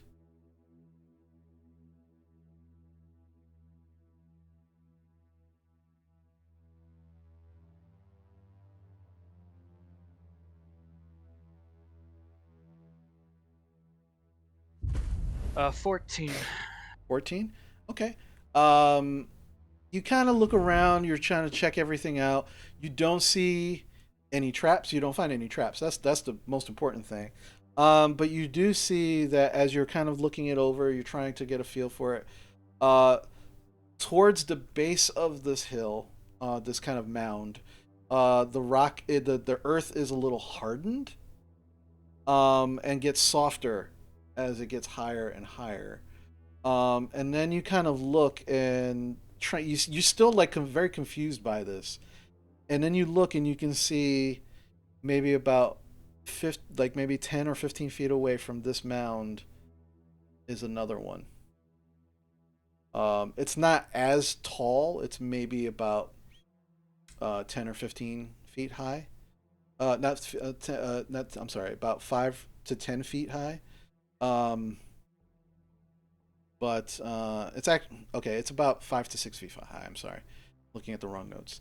Uh, but it's right there, maybe 10 or 15 feet away from it. And then you look to the other side, and there's another one, and that one is in between both of those, and as far as height is concerned.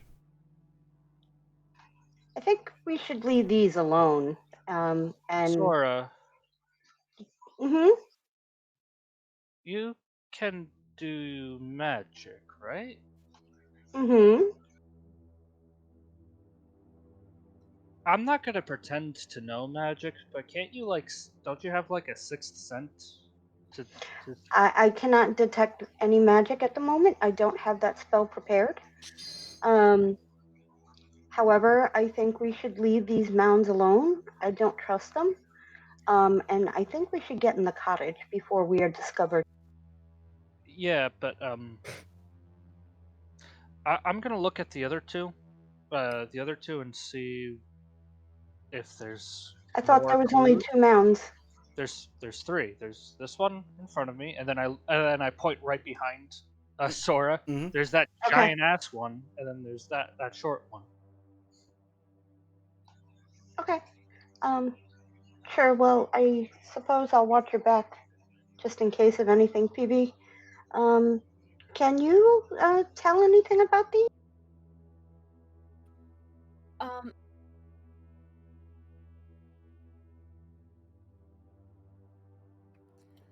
Um, is there a way to roll perception because I don't think I could detect magic. Well, Interestingly enough, as Galen is pointing out these other mounds to Sora, you also you told him that there were mounds on both sides of you, and so you immediately run over to the other side of this clearing where you saw the other mound, and you look to the left and you look to the right, and almost not 100% identical, but there are three mounds of these large mounds of various sizes also on the other side.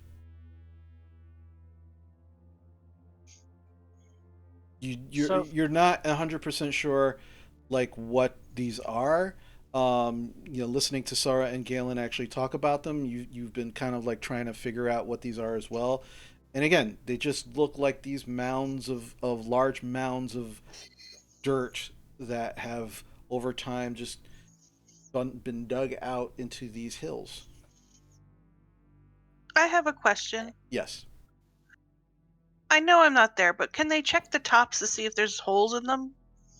that would be up to them to make that decision, and that's correct. You are not there, so you would not be able to tell them that.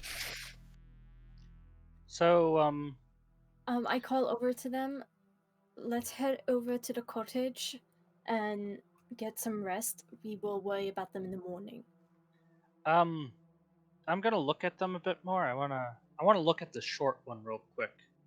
And and as I'm walking towards the short one, I'm counting my steps almost to see like how many feet it is Okay. to get to this one. Okay. You easily enough you figure out it's about 10 feet from that mound to the other. All right. So Galen is 6 foot even, Mm-hmm. and you said that this mound is 6 foot as well. It's about So it's can I about yeah. So it's just about like up to your height. um can I go on my tippy toes and see if there's like something above it? Make a dexterity check for me. This one wouldn't be disadvantage, right? No, it's perception, for you. And anything involving perception Right. Like or yeah, perception. eyes. Right. Okay. All right, nat 20. Okay. Yeah, easily enough. You kind of like you start out like on your tiptoes, trying to tippy toe a little bit, um, and you really don't see as much as you want, and you wind up like just kind of like standing up on one leg, like trying to balance yourself and just stretch and see a little more. And you can see that at the very top of this mound, which is somewhat, it's not rounded, it's kind of flat. Uh, it seems a little concave, but there's no hole. It's just a little concave, and it seems to be filled also with the same earth, the dirt. Do I see another one nearby? Do you go to another hill, or you're looking at the No, same one? I'm standing by the same one. Like I'm done with my little fancy trick to see above it. Yeah. But do I see like another one like 10 feet away, or another mound of dirt? Not the other three, not Oh, the other two. you're trying to see it. Make another perception check for me.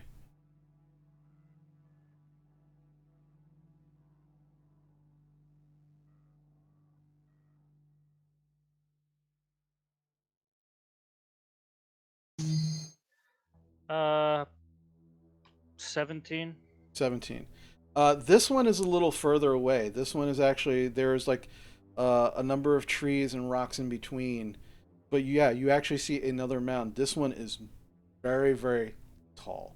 This one is probably about 15 to 20 feet high. Um, and and again, it's all the tops of these are somewhat flat. They're not like perfectly rounded or anything. But this one is pretty tall. But it was obscured a little bit by some of the trees. You didn't see it until you were actually looking for it. All right. So I'm gonna walk over to that one. I'm gonna count my steps again. I'm gonna like count how many feet it takes to get to this one. Okay. While you're doing that, Galen, I need everybody to roll perception checks for me, please.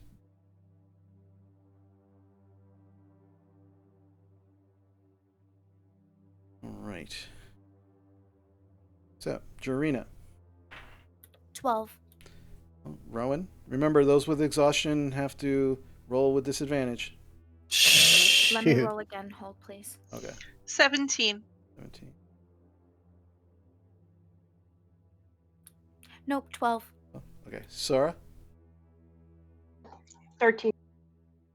Squall, 10. and okay, Leah,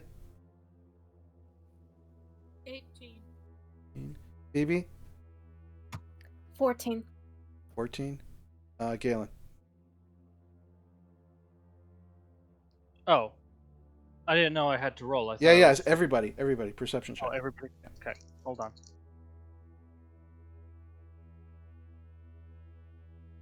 Oh. Yeah, 17. 17. Okay. So Squall, Yes. you're standing by the window and you just start having this sneezing fit. Like the dust is just getting to you. You're just like, Got it. oh my god, oh, dust. Yeah, and you're just trying to stop it. You're not paying attention much at all. The rest of you start to hear a rumbling, like this very very low rumbling, like just low, very very low rumbling. Leah, Rowan, and Galen. This rumbling you can now feel coming from the ground. Just it's very very low, but considering the rolls that you just made, you can also feel like this vibration under your feet coming on the ground. For you, Rowan and Leah, it's not as intense. Galen, you can feel this as you take a step towards that larger mound. But everybody else, you can hear this low, low rumbling. I'm gonna start stepping away from this mound, and I'm gonna go towards the house. Okay. Stealthily this time. Okay. Roll the stealth check for me, please.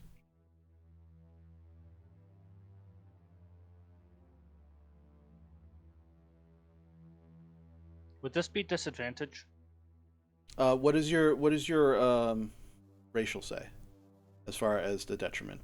It says only like perception. Yeah, so so it would just be a straight roll. Okay, hold on. I rolled 2 dice, so let me try this again. Yeah. Up.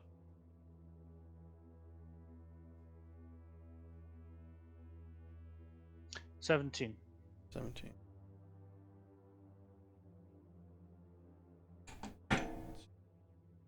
Which one do I use? The bad one. You don't know. You're not the boss of me. Um, Stop antagonizing him. so Galen, you slowly start to step back, making your way towards the house. Everybody else, again, except for Squall, can hear this or feel this. Like, what are your reactions? What are you doing? I I'm rushed to the moving window. away. Okay. Phoebe? I'm moving away stealthily. All right. Leah? I have my guard up to be prepared for whatever, Okay. but I'm also gonna go into the back room and talk to Varys. Okay.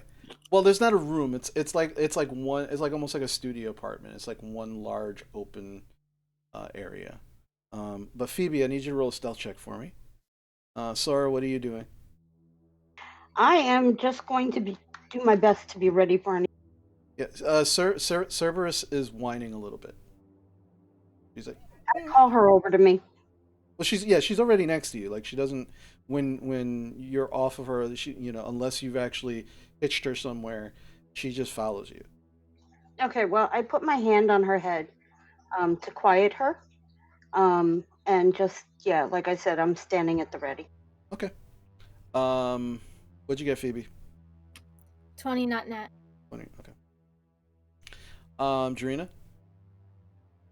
I am going to go through the front door outside and see what's going on. Okay. So, Sora, you watch as Galen and Phoebe are slowly backing up and making their way towards the house. Jarina, you step outside the door and you can see the same thing. They are very, very quietly moving towards the house. Sora hasn't moved. She's just kind of like standing there with Cerberus, staying still. As you, Galen and Phoebe, you make your way to the actual house, and you kind of like, Jarina's right there at the door. You kind of look at I each other. I'm sorry, go ahead, Phoebe. I mouth to her, get back inside.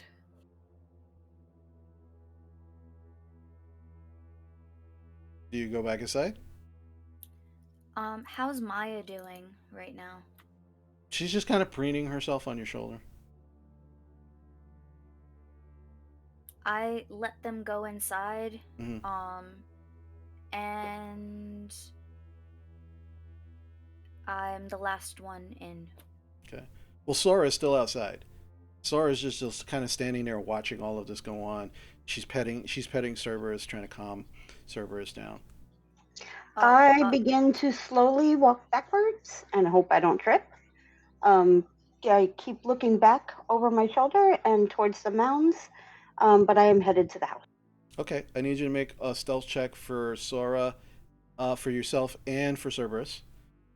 Uh, Um, she's got +4, right? +4, yeah. She got a 14, Okay.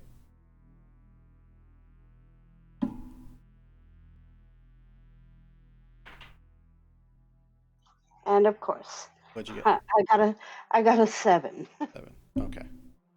So, Jarina, you watch, um, as Galen and Phoebe actually make their way inside. Um, Everybody again except Squall, unfortunately. Who, Got you. yeah, who's kind of like taking care of his now these allergies that just popped up. Um, uh, the rumbling seems to subside slightly, and then Sora starts making her way towards the actual house, to the cottage, and with Cerberus, and as she does, kind of trying to look behind her and also guide Cerberus at the same time, she trips and falls. And as that happens, the rumbling comes back, just a little stronger. So, Shit. Sora, you make your way back to the. You get up. You make your way back to the house with Cerberus. It's not a tight fit. Like there's absolutely enough room for all of you. Um, but it's not like the best conditions, considering all the broken furniture and the dust and everything. But you all make your way inside, um, and you wait for a moment, and the rumbling still continues. It's just now it's getting louder and louder. Now you all, even you, Squall, now you can feel this rumbling underneath your feet, like the ground itself is vibrating and shaking. I You can see some small pebbles on the ground actually shaking on the ground now as this vibration is now growing louder and louder and stronger. Um, I hand Squall a handkerchief. okay, Thanks. Jarina, you go inside and you close the door. And as you close the door, you all hear. It sounds like, and you can hear what sounds like dirt and rocks probably being thrown onto the front door. And then there's silence for a moment. I'm looking out the window. Do I see anything? You don't see anything yet. A moment goes by, and then all of a sudden you hear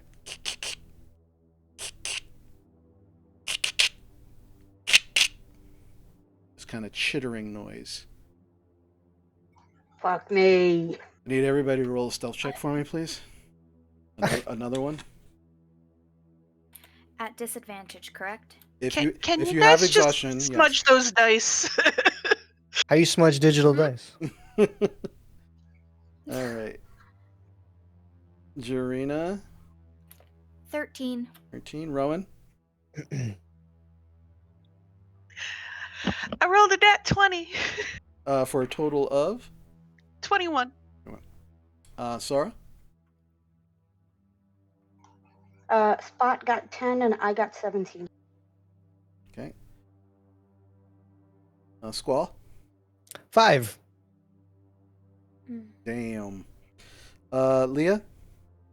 Squall gonna get us killed. 25 total. 25 total. Squall don't roll stealth because Squall's a wind chime. Phoebe. I rolled a nat 19. That brings it up to 24. Or Galen.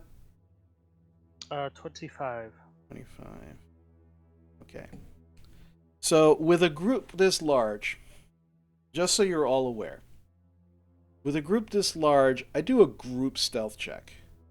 With the hopes that somebody who gets, let's say like a 5, doesn't fuck everything up for the rest of the group. Right?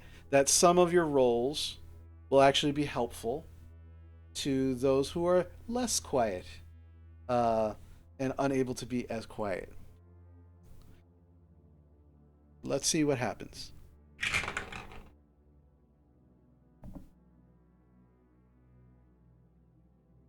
You continue to hear this kind of chittering noise.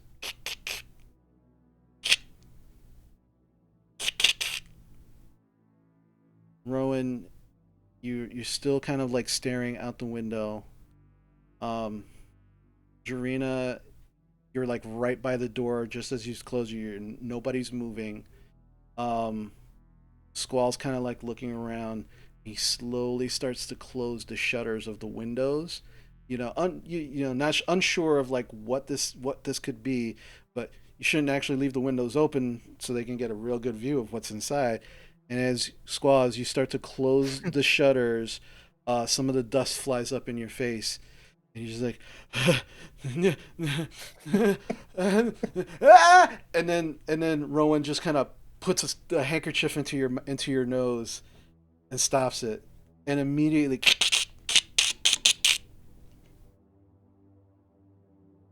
and you continue to close the shutters. You close them. Rowan, you go back to the window to see what's going on. And before you actually see it, you see the shadow. And it's huge. And it slowly starts to creep around the the side of the cottage, and you can now you can hear like, and you slowly start to close, start to close the shutter, just so it doesn't get a good view of what's going on inside the cottage. And it comes around into view, and you see this large insectoid creature, with this like brownish black, almost like chitinous plates around its body, large thorax, multiple arms and legs. Head is kind of flat, with these immense pincers just coming out of the front. And every time the chittering happens, he's just solid black eyes. Just Do I know what this is? make a nature check for me, please.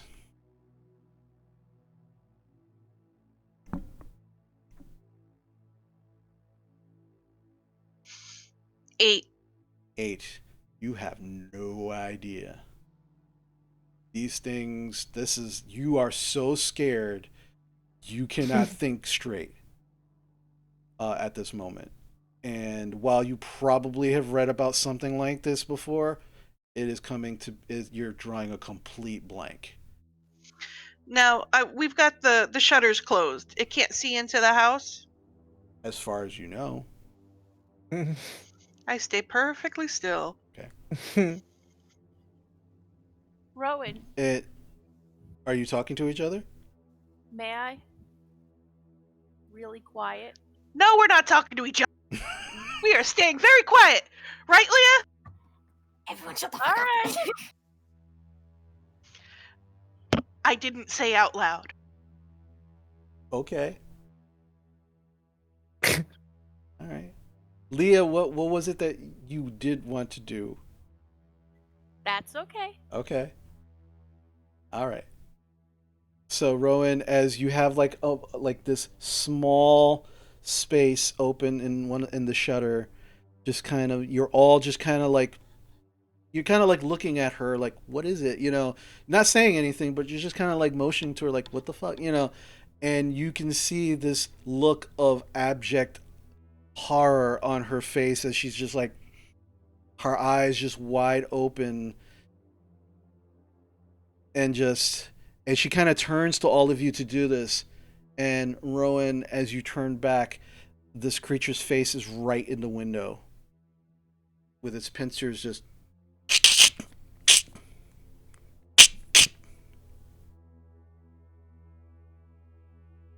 and it turns its face and continues to stalk around to the other side of the building, continuing to chitter. And right now you are all just stark still, unsure of what to do, and that's where we're going to take our break.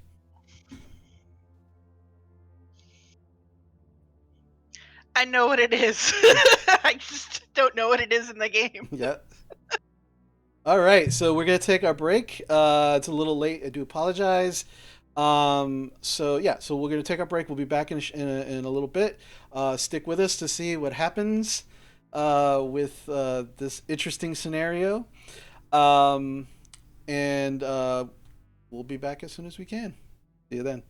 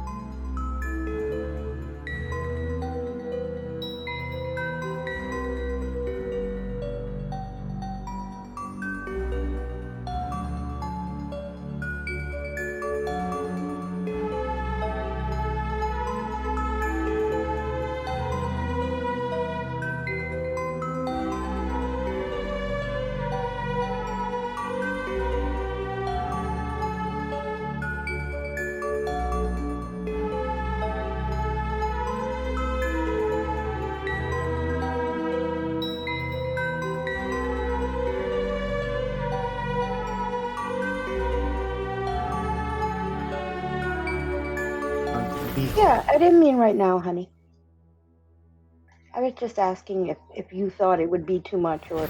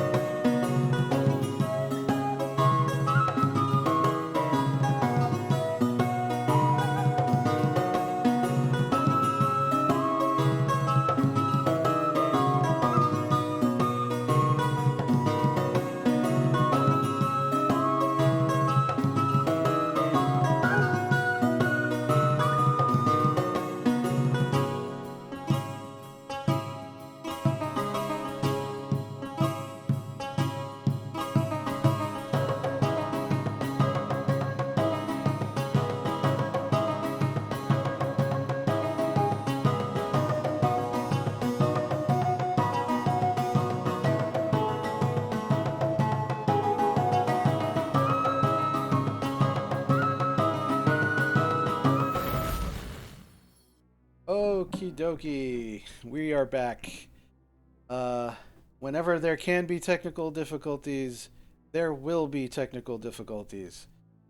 So thank you for bearing with us and sticking around. We do appreciate it. Um, Alrighty. So, okay. So, getting back to where we were before the break. All right. So, you were all stuck in this cottage that you were investigating. Some kind of creature emerged from the ground. Large insectoid creature, um, making its way, kind of circling the building at this particular point in time.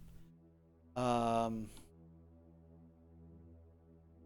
Thankfully, it doesn't seem to have noticed or figured out where any of you are at the moment. What would you like to do? I would like to quietly sink to the floor on my butt and just keep my finger like that just to let everyone know to be quiet and just wait for it to go away. Okay. Is there anything anybody else would like to do? I'm gonna sit down. Okay. I'm gonna sit where I am and keep fucking quiet. Yes, Jarina. Gonna I'm tr- looking for escape routes, just in case. The Jarina. door, as we're inside, does it open inside or outside? It Like, opens. which way? It opens outward Oh, from the inside. So, like, if you were trying to go out of the cottage, you'd have to open the door, and it would go outside. So somebody would have to okay. pull the door open. Okay, I'm gonna stay by the door, and like hold it closed. Okay. Make a. Actually, Squall, you wanted to do something also? yeah, I'm gonna try not to sneeze. Okay. Good call. Good call. Um. Alrighty. So. Let's see. Hmm. I will say first off, the first thing I'd lead all of you to do, uh, is roll stealth checks for me, please. That would include Cerberus. I have no faith. Remember, And if you have an disadvantage. exhaustion point, it is at disadvantage. All right, Jarina, what'd you get?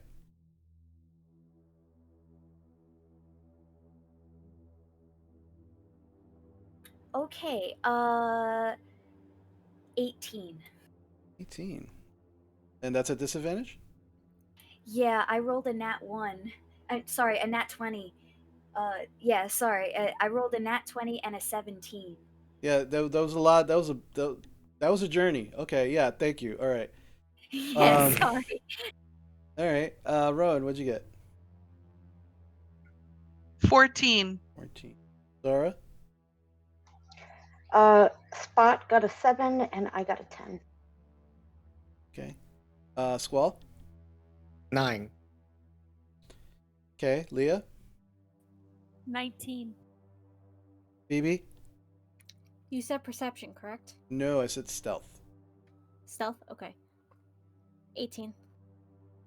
And Galen. 23. Right. Um. Okay.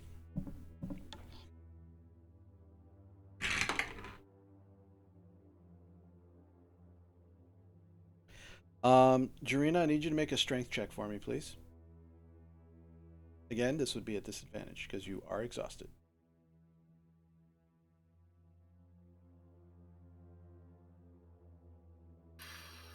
That is a 6. Okay.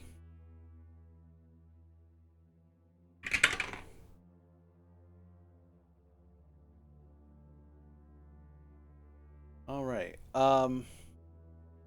And Squall, I'm gonna need you to make a Constitution check for me against your Mhm. allergies. At disadvantage Yeah, or yep. straight? If you have a point of exhaustion, this will be a disadvantage. Now is this a oh my Constitution saving throw or No, just a? just a check. This is just a check. So Gotcha. just add your modifier.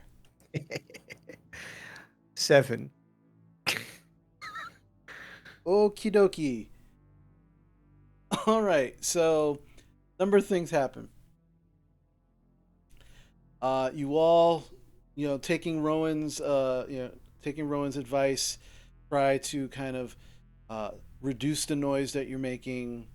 Some of you get down on the ground. Leah, you said you were trying to find escape routes. Yeah, just quietly looking around, looking for the easiest way to get out if we need to, looking for stuff we can use as weapons, just, paranoia plan. Gotcha. Well, based on your earlier investigations and everything, there's only one way in. That mostly the door. The windows are another option, um, but there is no like back door per se. From when you and Rowan were earlier investigating the room, um, there were no like trap doors or anything that you could have found. Only thing that you could probably think of is up the chimney, through the fireplace that is in the back. There is a number. There's a bunch of debris just like right in front of the fireplace. Some of it was moved while you were moving the bed and such. But that's probably like trying to frantically look around for it out.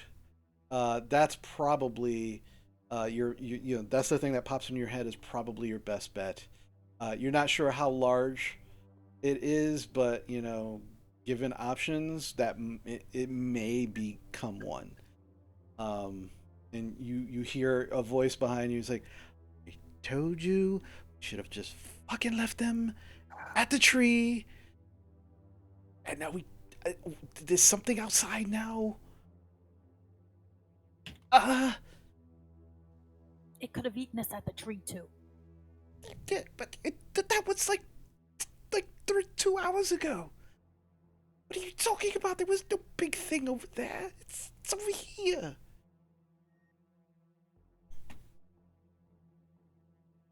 You all watch as Leah kind of like says this out loud and then just shakes her head, kind of talking to herself. Who's closest to me? I think we all are. Yeah, Remember, we're all he like said it was like, we're yeah, all squinched together in the cottage, right? Yeah, Yeah. close quarters. Whoever's the closest to me, I'm gonna whisper in their ear. Who wants to be the Rowan whisperer? All right, Phoebes, you had your hand up first. I whisper to Phoebe as quietly as possible, but so she can hear me. Okay. It's some kind of insectoid. It probably killed the previous occupant. If there are multiple mounds outside, there's probably multiple insects. My plan, if you want to go along with it, is we stay quiet. Maybe it'll go back in the ground.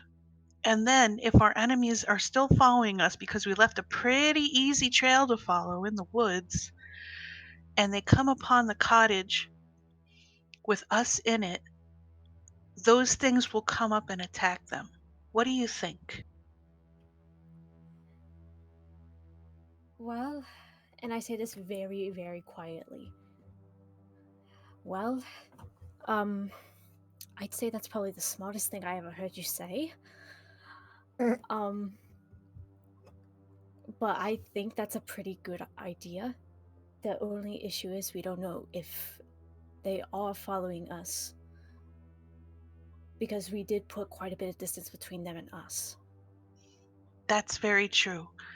But I think if this thing goes back into the ground and we want to run, we should be able to.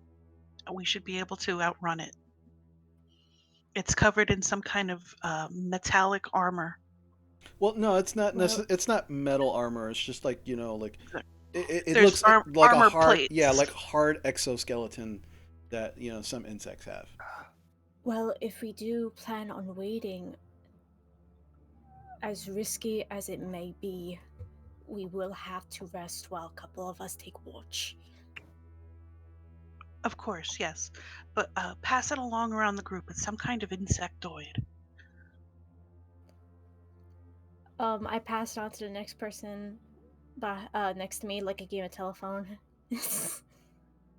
Okay. I'm going to see. Who's the next person you pass it on to? I'm gonna say Leah. Okay, so you pass it on to Leah. I need you to roll me. Actually, no, Leah. I need you to roll me a perception check, please.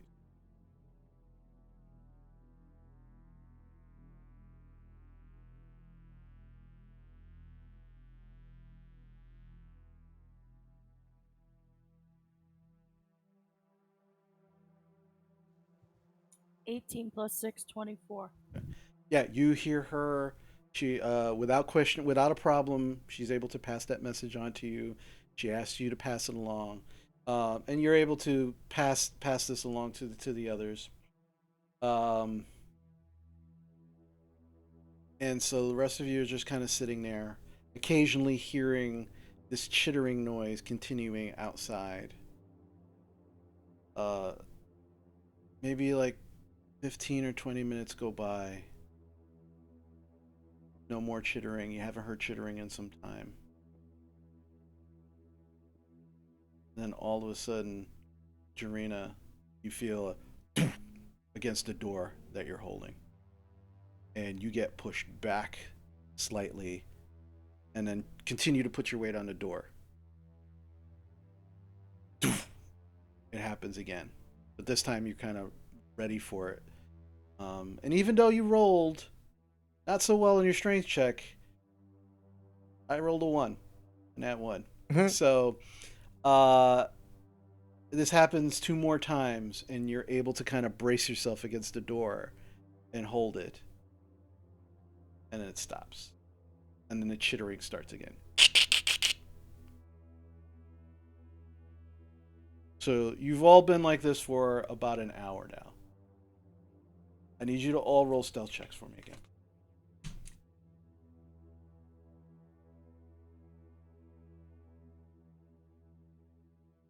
Jarina? Wow, okay, 17. Rowan? 15. Sora? We're so fucked. Spot got a 7 again, and I got a nat 1. Okay. Squall? 13. Leah? 17. BB? 16. Galen? 17. All right.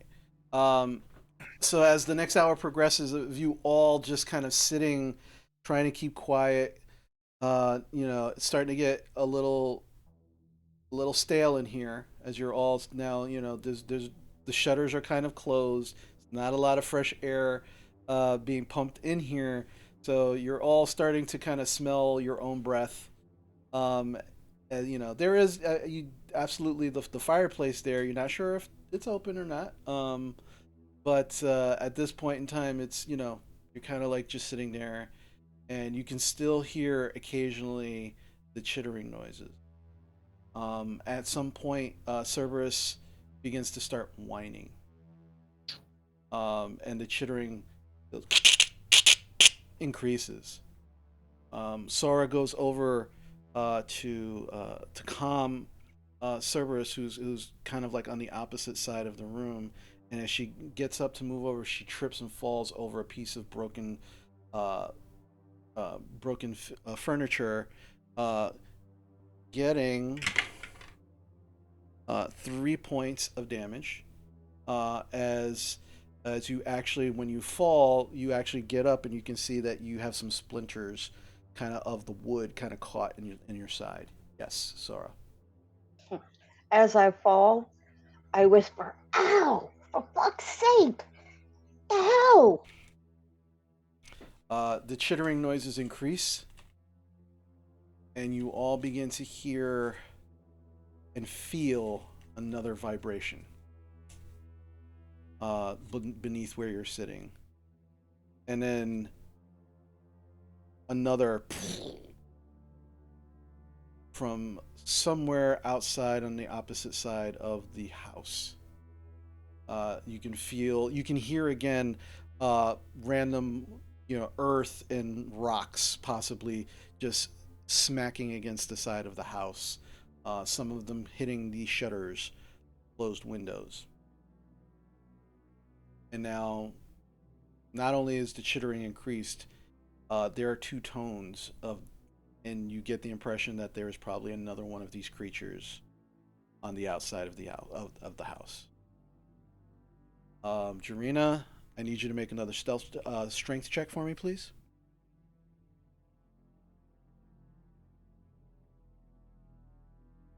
Strength, you said, right? Mm-hmm. Can I assist? I get out to go over and help her. Okay, yeah, you go over to assist. Jarina, you could either roll with advantage or each one of you can roll independently. What would you like to do? Your choice. I'll roll with advantage because it basically does a normal roll. Yeah. Because I'm already rolling at disadvantage. Okay. So it's just a straight roll. I fail at life. I got a 5. Okay. All right. So over the course of the next hour, with now the chittering noises increasing, um, Jarina, you feel a against the door again, and this time it knocks you away from the door, and Uh, the door starts to fly open, and you all can see crouching this massive insectoid creature just blocking the whole of the doorway. Yes, Jarina. I want to invoke Necrotic Shroud. Okay. All right. So, It's a Charisma saving throw DC 11. what is the radius? 10 feet. 10 feet. All right. I need everybody to make a charisma saving throw. That includes Cerberus, and I will roll for Maya and this creature. Charisma or wisdom? Charisma. Wait, Charisma. charisma. Still at disadvantage. What a shame. All right, Rowan, what'd you get? 10. 10. Sora. What's um Spot's saving throw for charisma? Um, -2. Wow. Okay, so she got a nat 1. Okay. I got a 16. What was the DC again, Jarina? 10. 11. Squall. 3. 3. Leah. 18 total. Phoebe. 13. And Galen.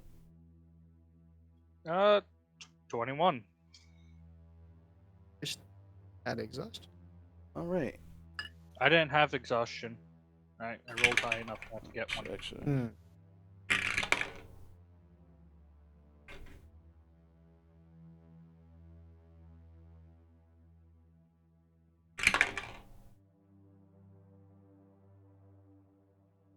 Right. So, as you get knocked back, Jarina, the door flies open. You all see this large, massive creature who, at this particular moment, looks like they're gonna have a hard time actually getting through the door. It's so massive. But still starts to slowly stick its head in.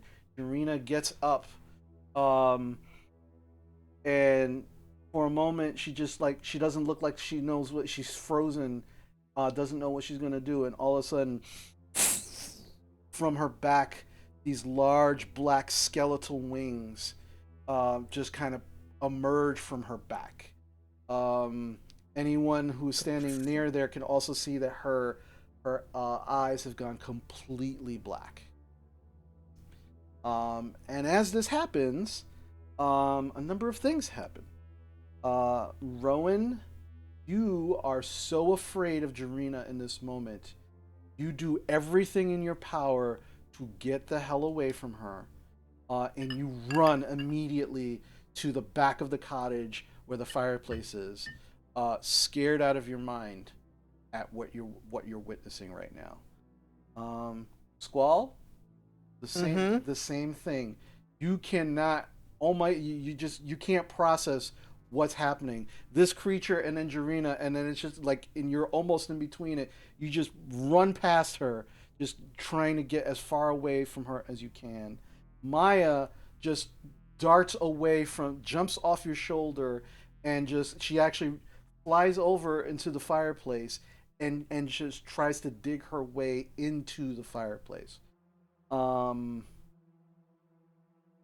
The creature itself, sticking its head in, just and just backs up, and just like skitters, is kind of like skitters back away from you, and the door is still wide open, but the doorway is currently is unblocked, but completely open.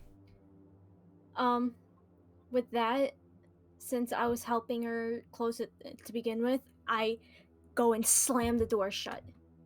Okay. You go. You slam the door. Um, And I hold it. Make a strength check for me, please.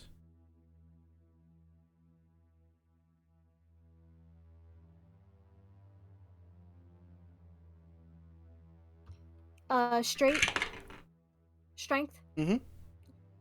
Okay. Natural 19 plus 3, so that's 22. Okay. All right.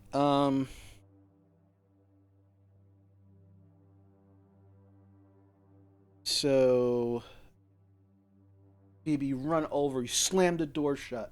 You kind of you try to put all your weight onto it. And good thing because almost the moment you close the door and start to kind of lean against it, you feel a against the door. Um, but currently at this moment, you are able to hold the door closed without an issue. It happens two more times. But thankfully, you're able to brace it well enough with your own body that you can keep that door shut uh, for the moment. You're unsure what's going to happen um, down the line. But most of you got a very, very good look at it. And I'm sorry. Also, Cerberus bolts to the back, growling, hackles up as far away from Jarina as possible. Um, just unable to do anything. Um, and Jarina's just Help! Help! Help! Help! Help! yeah, and you're now just screaming. Cerberus is growling. Squall, I don't know how you're reacting, but you're not happy with the situation at all. Um, and no one's trying to be quiet at this moment. Mm, Jarina? I put my finger to my lips and I say shh, and I disengage necrotic shroud. Okay. Um, all right. So as you do that and you disengage it, Rowan, that fear starts to subside. Squall, um, Cerberus stops growling. Is still a little, she's still a little fluffed up. No sign of Maya at the moment. But you know, things seem to calm down a little. You can hear just frantically on the outside of the house, just chittering, just massive amounts of chittering. Um, all of a sudden, um, after you've disengaged the necrotic shout, Jarina, um, who's standing by the windows currently? So Leah, anybody? Okay, so just Leah. Um, Leah, you're standing by the window. The shutters are closed. Um, you hear something wet smack against one of the shutters. Um, and now you can smell that kind of acrid smell you smelled before. You smell it really strong now, like, and you can hear,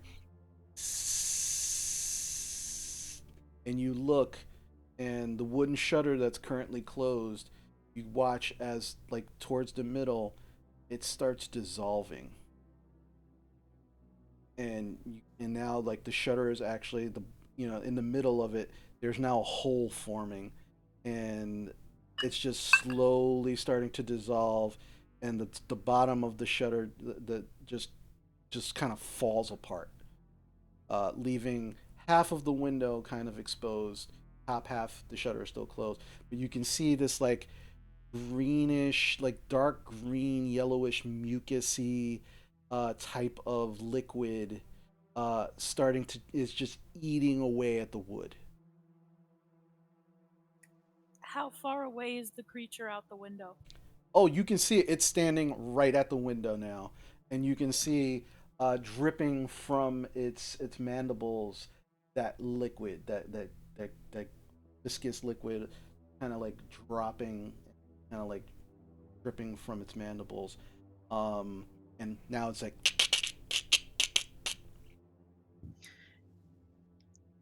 Can I do something? what would you like to do?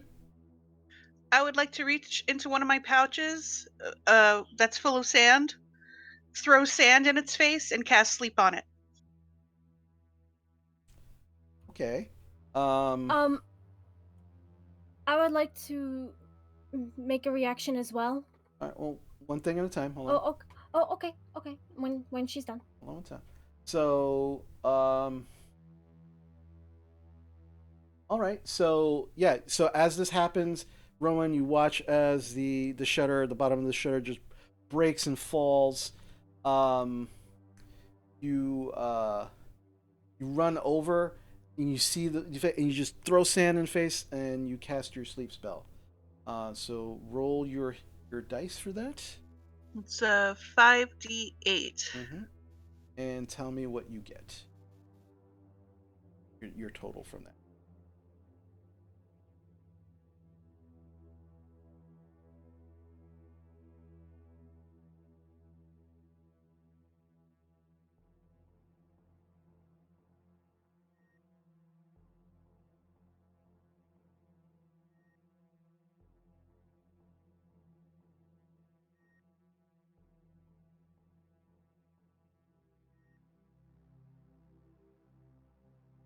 What you get?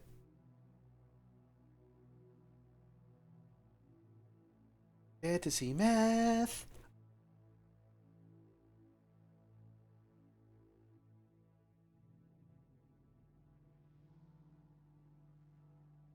All that good book learning. Knowledge.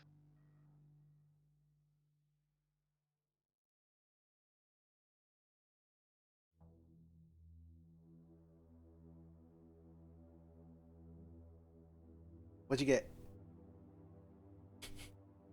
You got a 1. All right.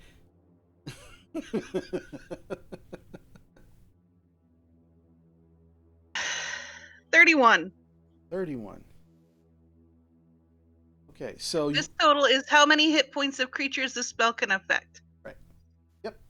So you throw the sand in its face. You cast a spell, and you watch as slowly, like it backs up slightly, seems to try to shake the sand from its face, and then suddenly looks up, seemingly unaffected by the spell. And the chittering grows louder. You now see, you don't see it yet, but you start to see the shadow of the other creature coming around. And as you do, the rest of you all hear, "They went this way, come on! Here's the tracks!" That is where we're going to end it for the evening. No! Okay. You entice us too much. I don't know what you're talking about. It's his job.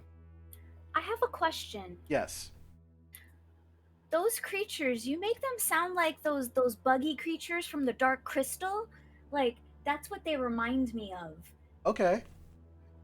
Is that Roll an the intelligence check. Is that the Gartham. inspiration for the sounds? Like, I don't need to know I what creature it is. oh, well, I just no, wanna know I the just, inspiration. I don't, like, I listened to, like, I've heard how, okay, this is gonna sound weird. I've heard how bugs sound, and That's then, fair. and then, you know, I know the ways my mouth can make sounds, and then I try to approximate that, and that's how it comes out. Um, like I don't. No, it's great. I love it. I absolutely love it. It like it because you know how the dark crystal certain things in the dark crystal just freak me out, you know. So it's good for effect. Okay. I'm praising it. It's awesome. Oh no, no, no! I get that. I get that. I'm just like it's very difficult for me to describe how I do these things. Like I know I like I can just do them, and I've practiced these things before through playing games and LARPing and stuff like that. But like that's pretty much the best I can say. It's like I try to do it with my mouth, and then I practice those things with my mouth, and then those things work or they don't. The end. Like I guess that's the best way to put it. Um, Well, practice makes perfect, you yeah, know. yeah. It's great. Like Yeah. it's one of the reasons why I love you DMing because you try to do the You're a voice man of a acting and thousand the sounds. voices. Mm, Yeah, Yeah, you know. no, I'm it It's prob makes part of me the jealous because that's storytelling. what I'm trying to do. Yeah, no, I'm not the man of a thousand voices. I'm probably like a dozen or so. Uh, He's channeling the insectoids. Liar. yeah, it's better than them actually making like noise, like because that's not what they sound like. Anyway, so yes, thank you for good game, guys. Um, just yeah, thank you. It was a great game. We'll pick it up here next week. See what happens. Definitely sounds like there's going to be some battle. Uh, you know, Heard. through all of this. Um, I was interested to see how you guys where you guys would take this. If fighting would have started immediately or not. So very interesting interesting actions that you guys took. So we'll see if your plan, Rowan, seems to work out. You know, Hiding in the dark and hoping for the best. Sure. like you do. Let's Um, see. so, but thank you all for watching and supporting what we're doing. We absolutely appreciate that you're still with us and hanging out with us to the very end. Do some quick shout outs like we always do at the end. Thank people for their support. As always, I want to thank my patrons from Patreon, Southern Twist and Grant Wilson. It's been so awesome to have you help us and support us through Patreon. For those who are unaware, you can actually help support the stream through Patreon if you are looking for a different way to help support what we're doing. If you're not interested in either subscribing here through Twitch, which you absolutely can, and we'll absolutely love you for helping us through that. You can do it through Patreon as well. Through in the next couple of weeks, we're going to be adding some goals that you will be able to see on screen, and there's going to be a lot of different goals. It's going to be subscriber goals. It's going to be patron goals for Patreon. It's going to be YouTube goals, and all of those things are actually going to help us do more with the stream. Provide more content, be able to add more things if we can. Like I said, this is not my day job, but I'd like it to be at some point. Anything you want to do to help support us, you can. So you can do it either through subscribing and following us here on Twitch, or doing it through following us here on Twitch and then becoming a patron on Patreon as well. Again, I'd like to remind folks, please, if you get a chance, jump onto our YouTube page and subscribe to us. That also helps us, believe it or not, doing stuff through YouTube and subscribing to us and liking our videos does help support us as well to do more on our streams. It only takes a minute, and we really would appreciate it if you could do that for us. We'd be able to add more things. And again, like I said, there's going to be also, at some point, if we get enough subscribers, there will be YouTube goals as well. So please do that. We really do appreciate that if you could. Again, Friday Night Magic tomorrow night, normally at 8, but will be pushed up to about 9:30 or 10 p.m. Eastern. So we will still have Magic. If you want to play Magic with us on Arena online, Please follow the instructions on the Discord. Join us in our Discord. Uh, put all the information in, and we will get you on the stream playing Magic with us. Especially since the new set has dropped. If you're not interested in Magic, you can always go to our friends at Unconventional Heroes who are doing their kind of interview thing with their players at 8:30 p.m. tomorrow as well. Um, and yeah, again, I'll be doing Old Man Plays Old Games on Saturday at 4:30, and talking with the DM at 6 p.m. So there's going to be a lot. So yeah, we love to have you for all of it, but if you can't make it for all of it, pick and choose. Please come to at least one of them. It's always an interesting time, uh, one way or another. So we really would appreciate that. So yeah, so with that, the final shout outs tonight as well. Lord Edgy McEdgelord, thank you for your subscription. Um, Probably not so much Lord and not as edgy as you might think, but thank you. And I only say that because I know who you are. Uh, and what's up? I miss you. It's good to have you on the stream. Sauce God Inc., thank you for following the channel. Zero, thank you for gifting a sub to Your Head, who actually came in with not only a raid, but is also hosting us. So thank you so much, To Your Head. Really appreciate that. Um, and yeah, with that, I guess that's it for tonight.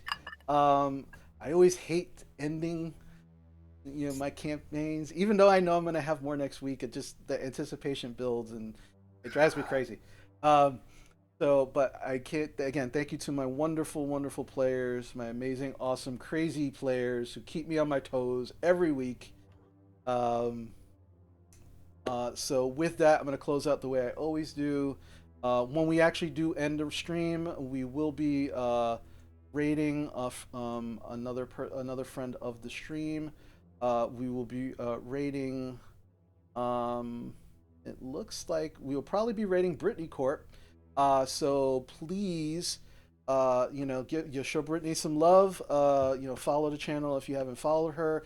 But show them some love and make sure that, as I always say, please be good to yourselves, be good to others, take care of others, and very, very importantly, please take care of yourselves.